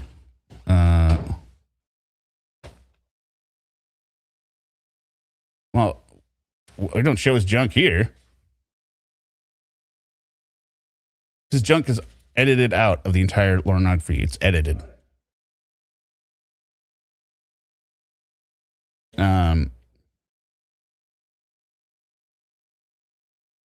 If he/she has a problem, they should have said no. What the hell am I supposed to do? Read minds? I would say P on this one because he would say that she never stopped him.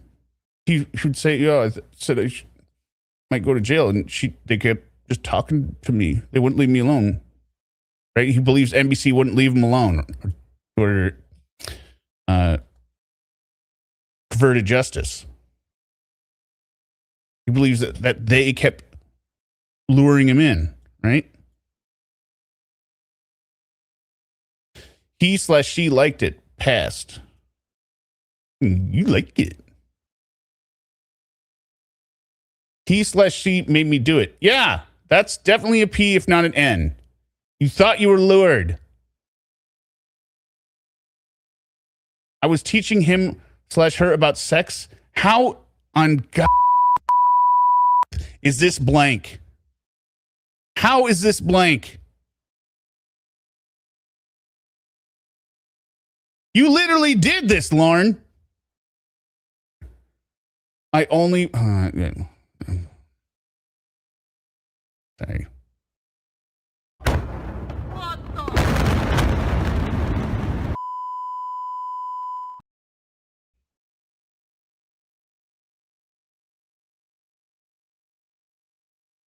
Yes, and all those calls are also covered in the Lornography 2025.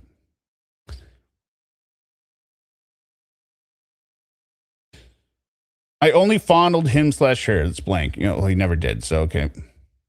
I know what that look means. Since he didn't see her technically, I guess he could leave this blank. I would say this is an end for how he thinks about women, right? Because he says it more of like, I know, I can hear it in your voice. I can hear it in your voice. So I think this needs to be adapted to a person who's never actually talking to people in real life or seeing their pictures. But I would even think that he does think this because of how many people he thinks are interested in him, like the cashiers and all this stuff, right?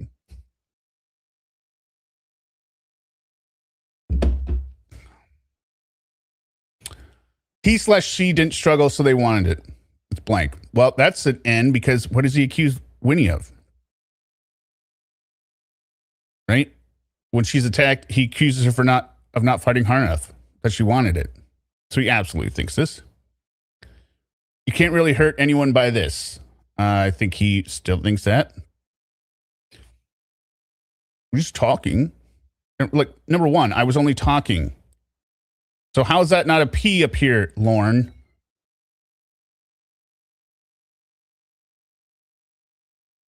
He / she deserved it. And I guess he doesn't say that one. It wasn't sexual abuse. You definitely thought that before. That's a P. You did not think it was abuse at the time. I had no choice. That is a P and an N. Never even meant to do it. Ain't no choice. Because she'd leave me. Lorne, you put that in your own workbook here. You were afraid you would lose her if you didn't keep talking sexually to her. So you had no choice in your mind because you couldn't lose her.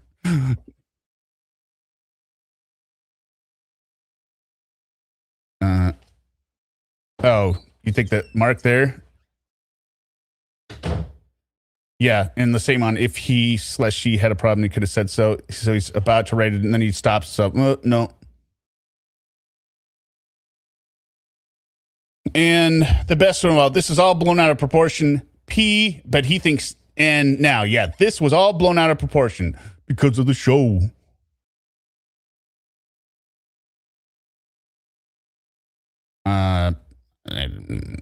If he gets sentenced, maybe. If there's a sentencing hearing, maybe I will go.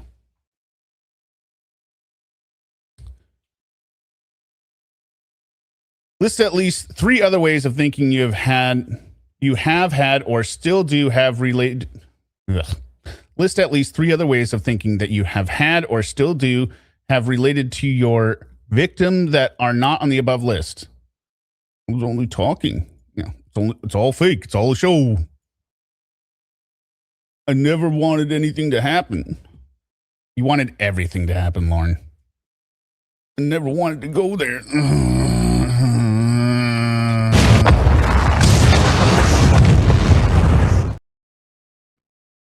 Lorne, you were so excited to go there. You called like twice. You wouldn't get off the phone the day of. You were counting down the days. You also wanted to make sure that she got enough sleep because you were going to have so much sex that first night.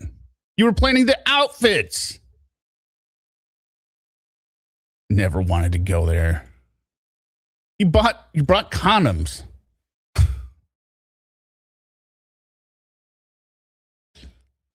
How could your ways of thinking about your victim place you at a higher risk to reoffend? Well, this is the answer where he crossed it out. If I were to get to a point where I wasn't able to think straight again from being used. What? if I were to get at a point where I wasn't able to think straight again for being used, that would place him at a high risk. So if somebody uses him, he's better watch out, ladies.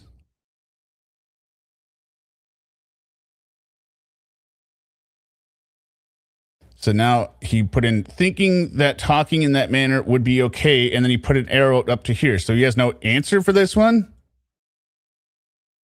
How could your ways of thinking about victims place you at a higher risk? Let's see. Thinking about children at all. That would put you at risk.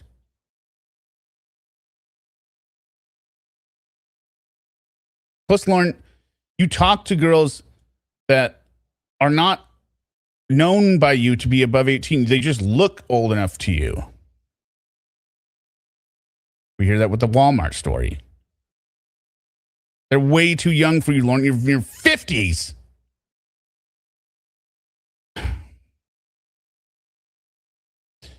Also, the fantasizing when you hear stories on the news, you pervert, Lorne.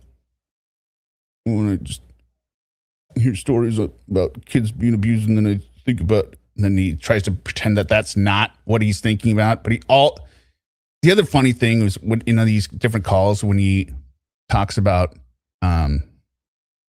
different crimes, it's always a crime involving a female that is 30 years or younger, right? That girl that got kidnapped on a cruise ship, or the girl was attacked by an Uber driver, or he focuses in on those stories.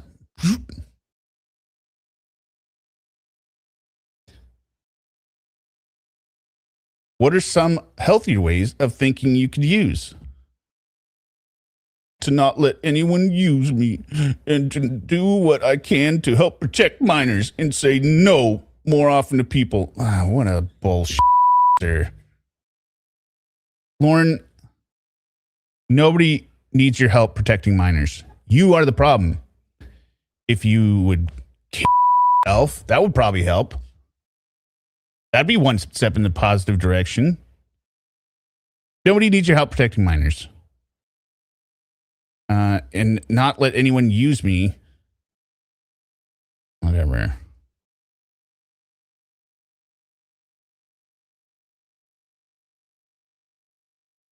Oh, maybe this rationalization. I don't think that's how you spell it. It's not with a Z. I think it's an S, isn't it? Whatever. Rationalization and transitory guilt. By the way, we've got 4 pages left, including this one, so we're almost at the end here. I may experience a sense of remorse or regret for hurting someone immediately following a sexual assault. This guilty feeling would be short-lived and would quickly turn into rationalizations. Yeah, Lorne, you are the king of rationalizations. Yeah, castration, that would do good. A lot of offenders do not experience guilt. Some of my typical thoughts, feelings, and behaviors that are associated with this stage of the cycle are listed below. Thoughts. I'm not ever going to meet her anyway, so it doesn't matter if I let her believe that I will meet her. No. You started okay, Lorne. I'm not ever going to meet her anyway, so it doesn't matter if I show her my penis. It doesn't matter if I talk sexual to her, right? That's the crime. The crime was not letting her believe that you will meet her. Lorne, how do you not get this? Feelings. I don't want to talk sexually to her, but if I don't, then she may not want to have anything to do with me. She was not enjoying it at all. He's in such full denial, and this is such bullshit. He should be back in prison after these answers. Behaviors. Talk to her sexually so that she won't leave me.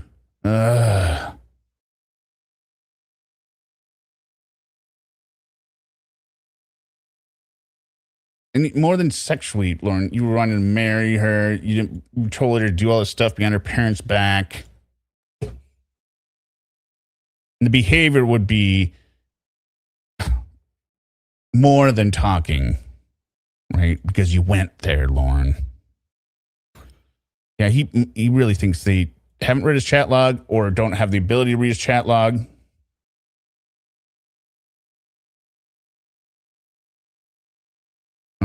Behaviors.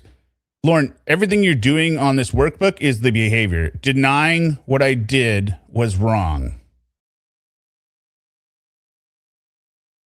Blaming it on NBC. That would be under feelings, right? Feeling like you're the victim. The thoughts of, well, because my family, quote unquote, used me, then it's all right for me to use a child.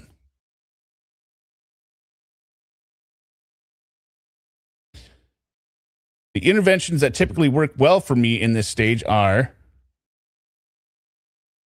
immediate interventions. Get away from the internet. 2, play my guitar. 3, spend time with my dogs. Well, no. These don't work, Lorne, because we know you're playing the guitar still. We know you're spending time with your dogs, and you're not allowed to go on the internet. And yet you're still getting catfished. And you're facing a revocation hearing. So I would say all 3 of these are very ineffective for you, Lorne. But she said, cure. How could he resist? Hear me out. Yeah, I know.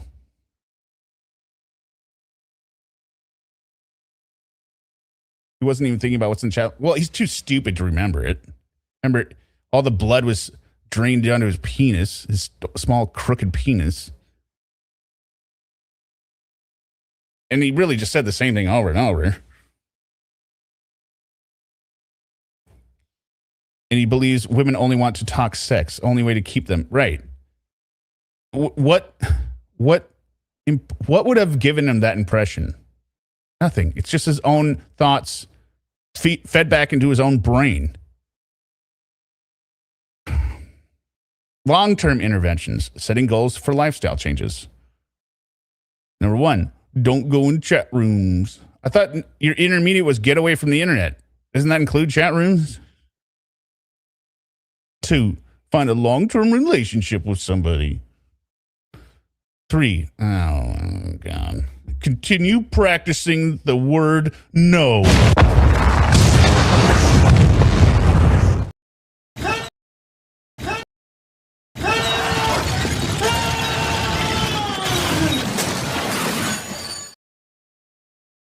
Continue practicing the word no. It's a very easy word, Lorne. One of the shortest in the alphabet, or in the English language. It's 1 syllable. You already know how to write it here. And you said no panties during the chat log. So you know how to say no.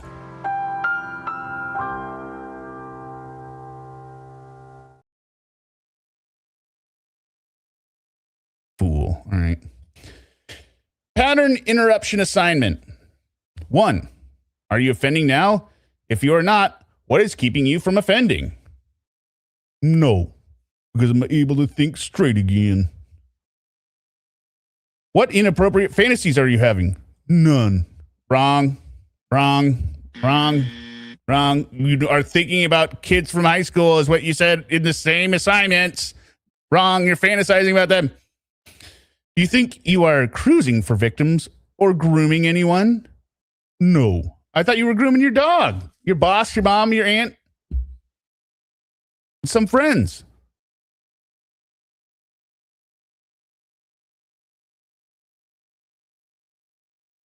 How could you lose control? How could you control your inappropriate fantasies? If you say you aren't having any, then how could you control them if they started? He starts with, not having any. We know you are, Lorne. By evaluating my behavior and start saying no again. What is that? What? How many times are you going to say this stupid phrase in here? How does that control your fantasies? By evaluating my behavior and start saying no again. I would also pull all... I would also pull out this book and read through what has happened before and what I went through. Oh, Lorne! Lorne! Sheriff's office, down! Get down! You didn't go through anything. You did something that you were arrested for. If you get the opportunity, you should kill yourself. I missed some real progress in the workbook.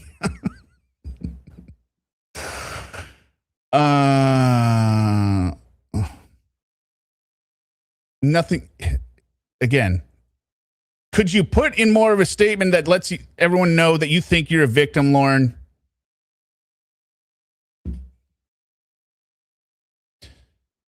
The answer should be, how do you control your inner? Talk to my therapist about why or how those are starting and how best to handle it, I guess.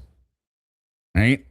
Or be conscious of when I'm having the inappropriate fantasies, because you said you're not having any, Lorne.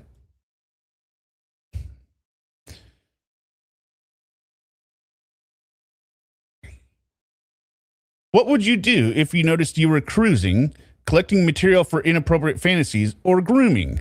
Discuss what you could do to interrupt all three of these. Think about the outcome of my actions the first time and start thinking of something that would have a better outcome for my life. Well, bravo, Lorne. Very, very deep. What is the something, Lorne?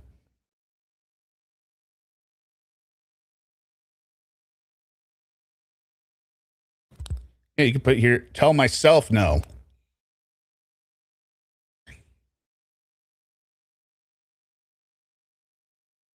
What would you do if you began to plan an offense or an inappropriate sexual interaction?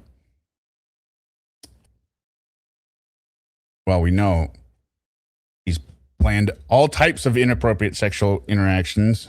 And I don't mean the catfish or minors. I'm saying the things he plans are ridiculous. Even when he's talking to Jamie Amy about when she's pregnant, he's like, I'm still gonna be having sex, and she's like, no. And he goes, well, so I'm just gonna be hitting it on the head, because he doesn't understand the female body. And then she ignores it, and then he goes, did you hear what I said? Hitting on the head. And he says it a third time, I think. And then he explains it, because we'll be having sex. Duh, Lorne.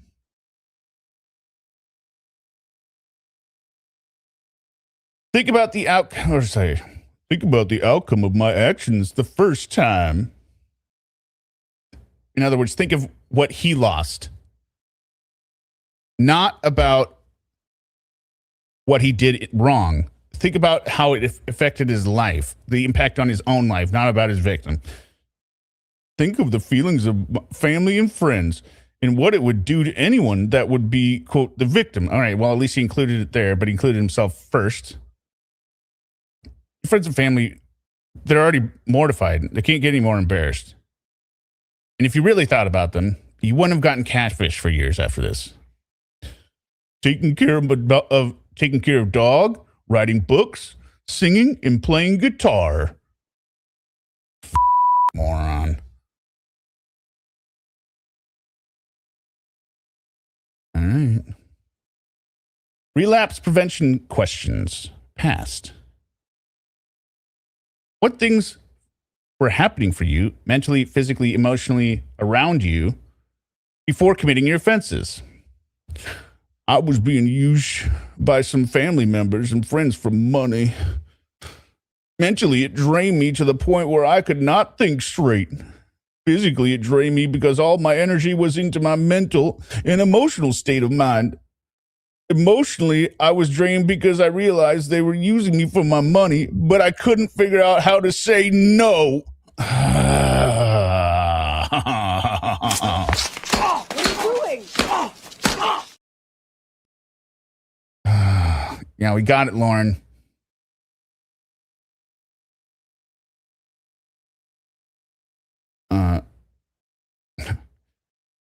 And just, he doesn't, it drained me mentally, which I was drained physically because I was mentally drained.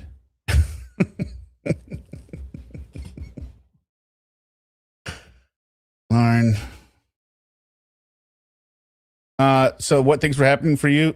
You were in a complete state of turmoil. You were scared and running from the law. You were drinking. You were unemployed. And you had no prospects for the future. Just like now.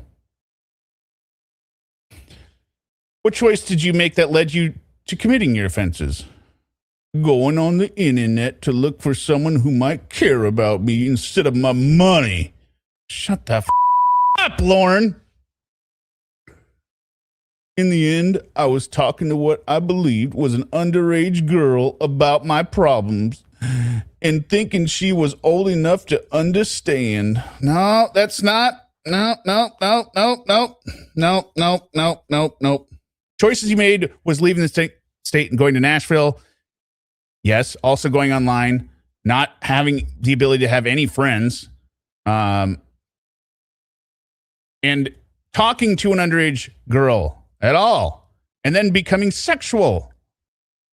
But he's always got to include think about my problems. See, it was an innocent reason. And you had no money. If you had money, you wouldn't have had to run away. Describe situations in the past that put you at risk to reoffend. How did these situations put you at risk to reoffend? Well, okay, let's get it over with. Learning to say no is what...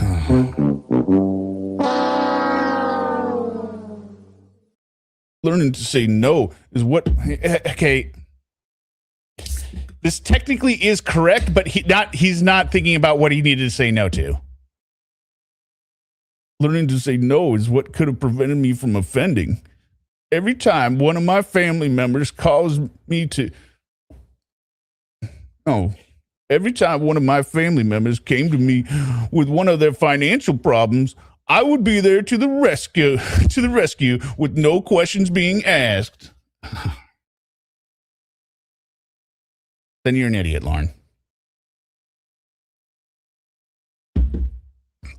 Yeah. He needs to learn to hear the word no from others. And he needs to learn to tell himself the word no. Right. Yeah.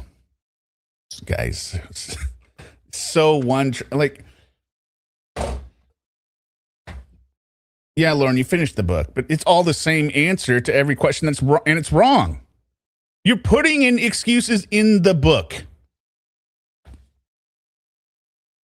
At least fake it, Lorne. Fake that you learned something, but you can't. You cannot remember a single thing you learned because you didn't learn anything based on these answers. Yeah, family needing money equals pedo. Yep. And with no questions asked, he always asks for something transactional. Whether it just be mac and cheese, meatballs, whatever. He gave them the money for the job in order for them to work. Maybe you should have asked some questions, Lorne.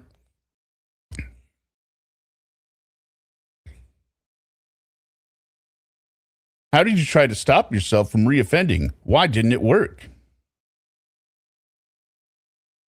I tried to stop myself from offending. Wait. Reoffending?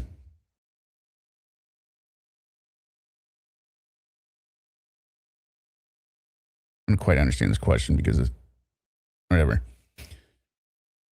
I tried to stop myself from offending by telling myself that I was not really going to go to meet the girl.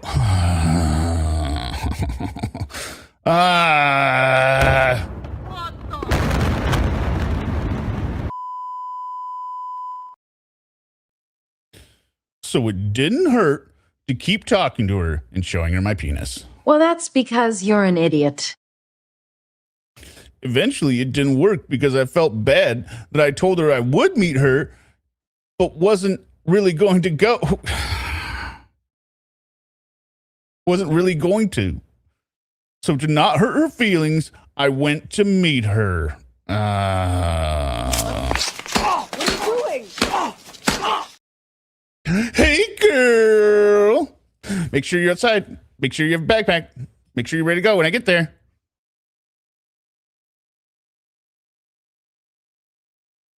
So what are you going to bring? Extra pair of panties. Hey, girl.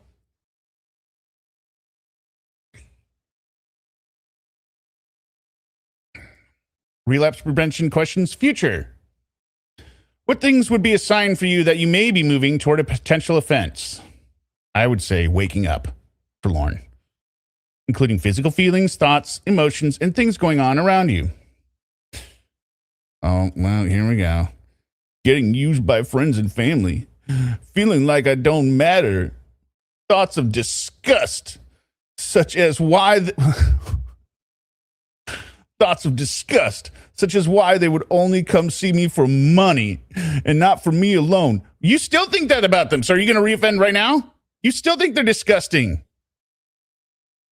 I love he always says they're disgusting, right?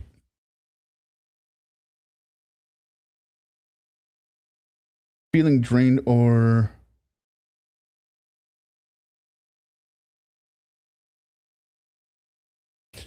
Feeling drained or... I don't know what this word is.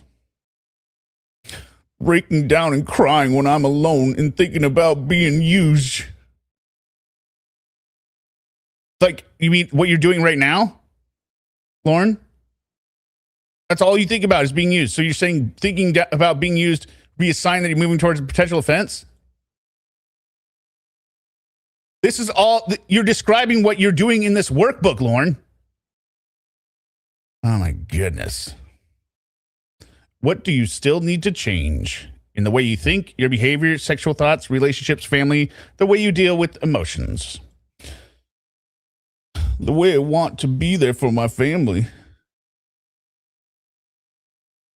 Though they might care for me without money, wanting a... Wait. You need to change, okay. The way I want to be there for my family. Thinking that they might be there for me without money. Oh, I see. He needs to change that. He has to get that thought out of his mind. They only want to be there for my money. I got to get that thought that they want to be around me out of my head. Wanting a one-night stand. How to get past, P-A-S-S-E-D, not P-A-S-T, by the way. How to get past my feeling of shame for my... Oh. How to get past my feeling of shame from exposure so I can have a relationship. You should never get past this feeling of shame that you have, especially when you don't grow. Do more meditating so I can stay focused. Yeah, right, Lorne.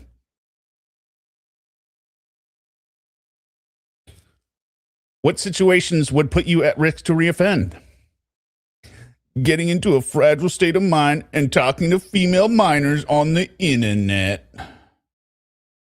Yeah, talking to female minors on the internet would put you at risk. Again, I don't know why. Fragile state of mind has nothing to do with it. It's just your base state of mind.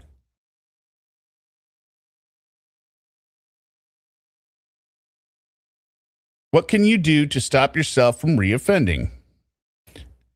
Include not only avoiding situations, but also think about things for the beginning parts of your cycle. Practice the art of saying no and avoid talking to female minors on the internet.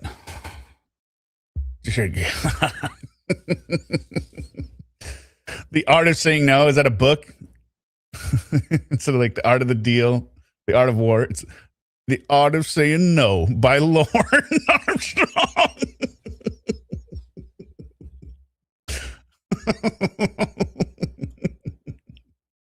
That's book number 3. The Art of Saying No. And avoid talking to female minors on the internet. That's what you went online to do, Lorne, so not sure. I mean, you would say avoid like you accidentally did it. right? All right, last page. What do you think you need to no longer sexually abuse? Okay, is this going to be any different? I think for me to not sexually abuse anymore, I need to be aware of my surroundings and to monitor my own intake of alcohol and the people I choose to have in my life. I also need to avoid any contact of anyone on social media that is under the age of 18. Now, I would just say all social media and internet. He put in here, I learned that the internet is almost a waste of time. It is, Lauren, for you. He was coached on this one. He didn't write this himself. I need to recognize that not everyone, and in fact, hardly anyone from the internet is out to be friendly, and 99% of them are out for wanting something from you, whether it be for a good reason or a bad reason. Yeah, I wonder if he wrote this after he started getting catfished. Lauren, anyone that wants to engage with you is doing it to make fun of you. And they're recording you. Stupid Lauren. Stupid Lauren. Okay, well, that was the rest of the workbook pages we have. I don't know if we ever get any more, if Reborn has access to them, or if it was just Blue Boy before he disappeared. But thank you everyone for being here. A little bit of a different episode. Hopefully it wasn't too boring for everyone.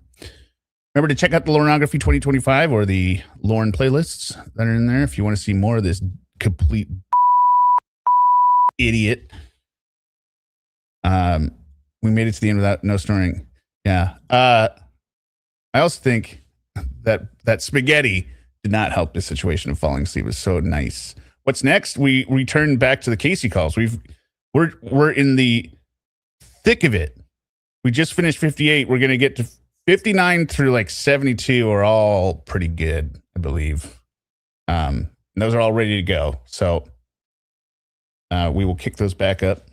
Yeah, they're ready to go. We just got to do a stream on them.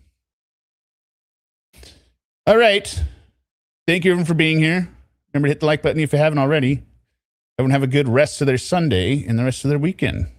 All right.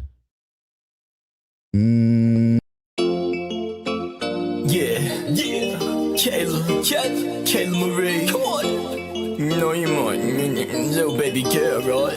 Here we go. Come on. Kayla Marie. You know you are my precious baby girl. I swear I love you just so much, my little princess. My little baby girl, let's just have sex. Now listen to me, Kayla, miss. The penis wants his girlfriend now. Miss vagina between your legs, Kay. So tell me, did you count those hairs down there yet? Or were there too many for you to count? Cause Kayla, if there are, I mean that just might be okay. As long as you promise to taste my wine. The worst stuff that comes out of a grown man's penis. Tell me, Kayla, do you know what it's called? Because you have it too. It drips out of your vagina. When you get excited and I'll taste it. I wanna taste your cum, your 13-year-old cum, Kayla. Eating is what it's called when a man licks all up and down your clit. It's gonna feel oh so good for my precious little baby girl princess. I'm gonna pick you up and throw you in my white Dodge Ram and take you with me to my apartment. As soon as we get in, your clothes will come in all precious. His body's gonna be like, what the fuck? Get on the floor, Kayla. Breeze squad in this bitch for real. Breeze squad in this bitch for real. D-Mac, that's my name. I stay strapped with that razor cane. Gonna shave my Laura, babe. I thought we agreed Kayla was her name. Shut up, Lauren. This verse is mine. I know it's yours, but you're out of your mind. Cause I love the first, the baby girl is mine. Don't do this again, just chill. Here, pop one of my Medicare pills. Breeze squad in this bitch for real. Breeze squad in this bitch for real. Born, aka son of Cord. Crucified, will and green, tell me thanks the Lord. Paid the price for your sins, really miss my dog. His name was Bud and I miss him a lot. Bitch, you know I'm with the shits. Sitting here jacking at the Kayla's pics. She just so cute, you know what? I might have to go up in her butt. Tonight, Kay, let's get in shade. Pre-squad in this bitch for real. Pre-squad in this bitch for real.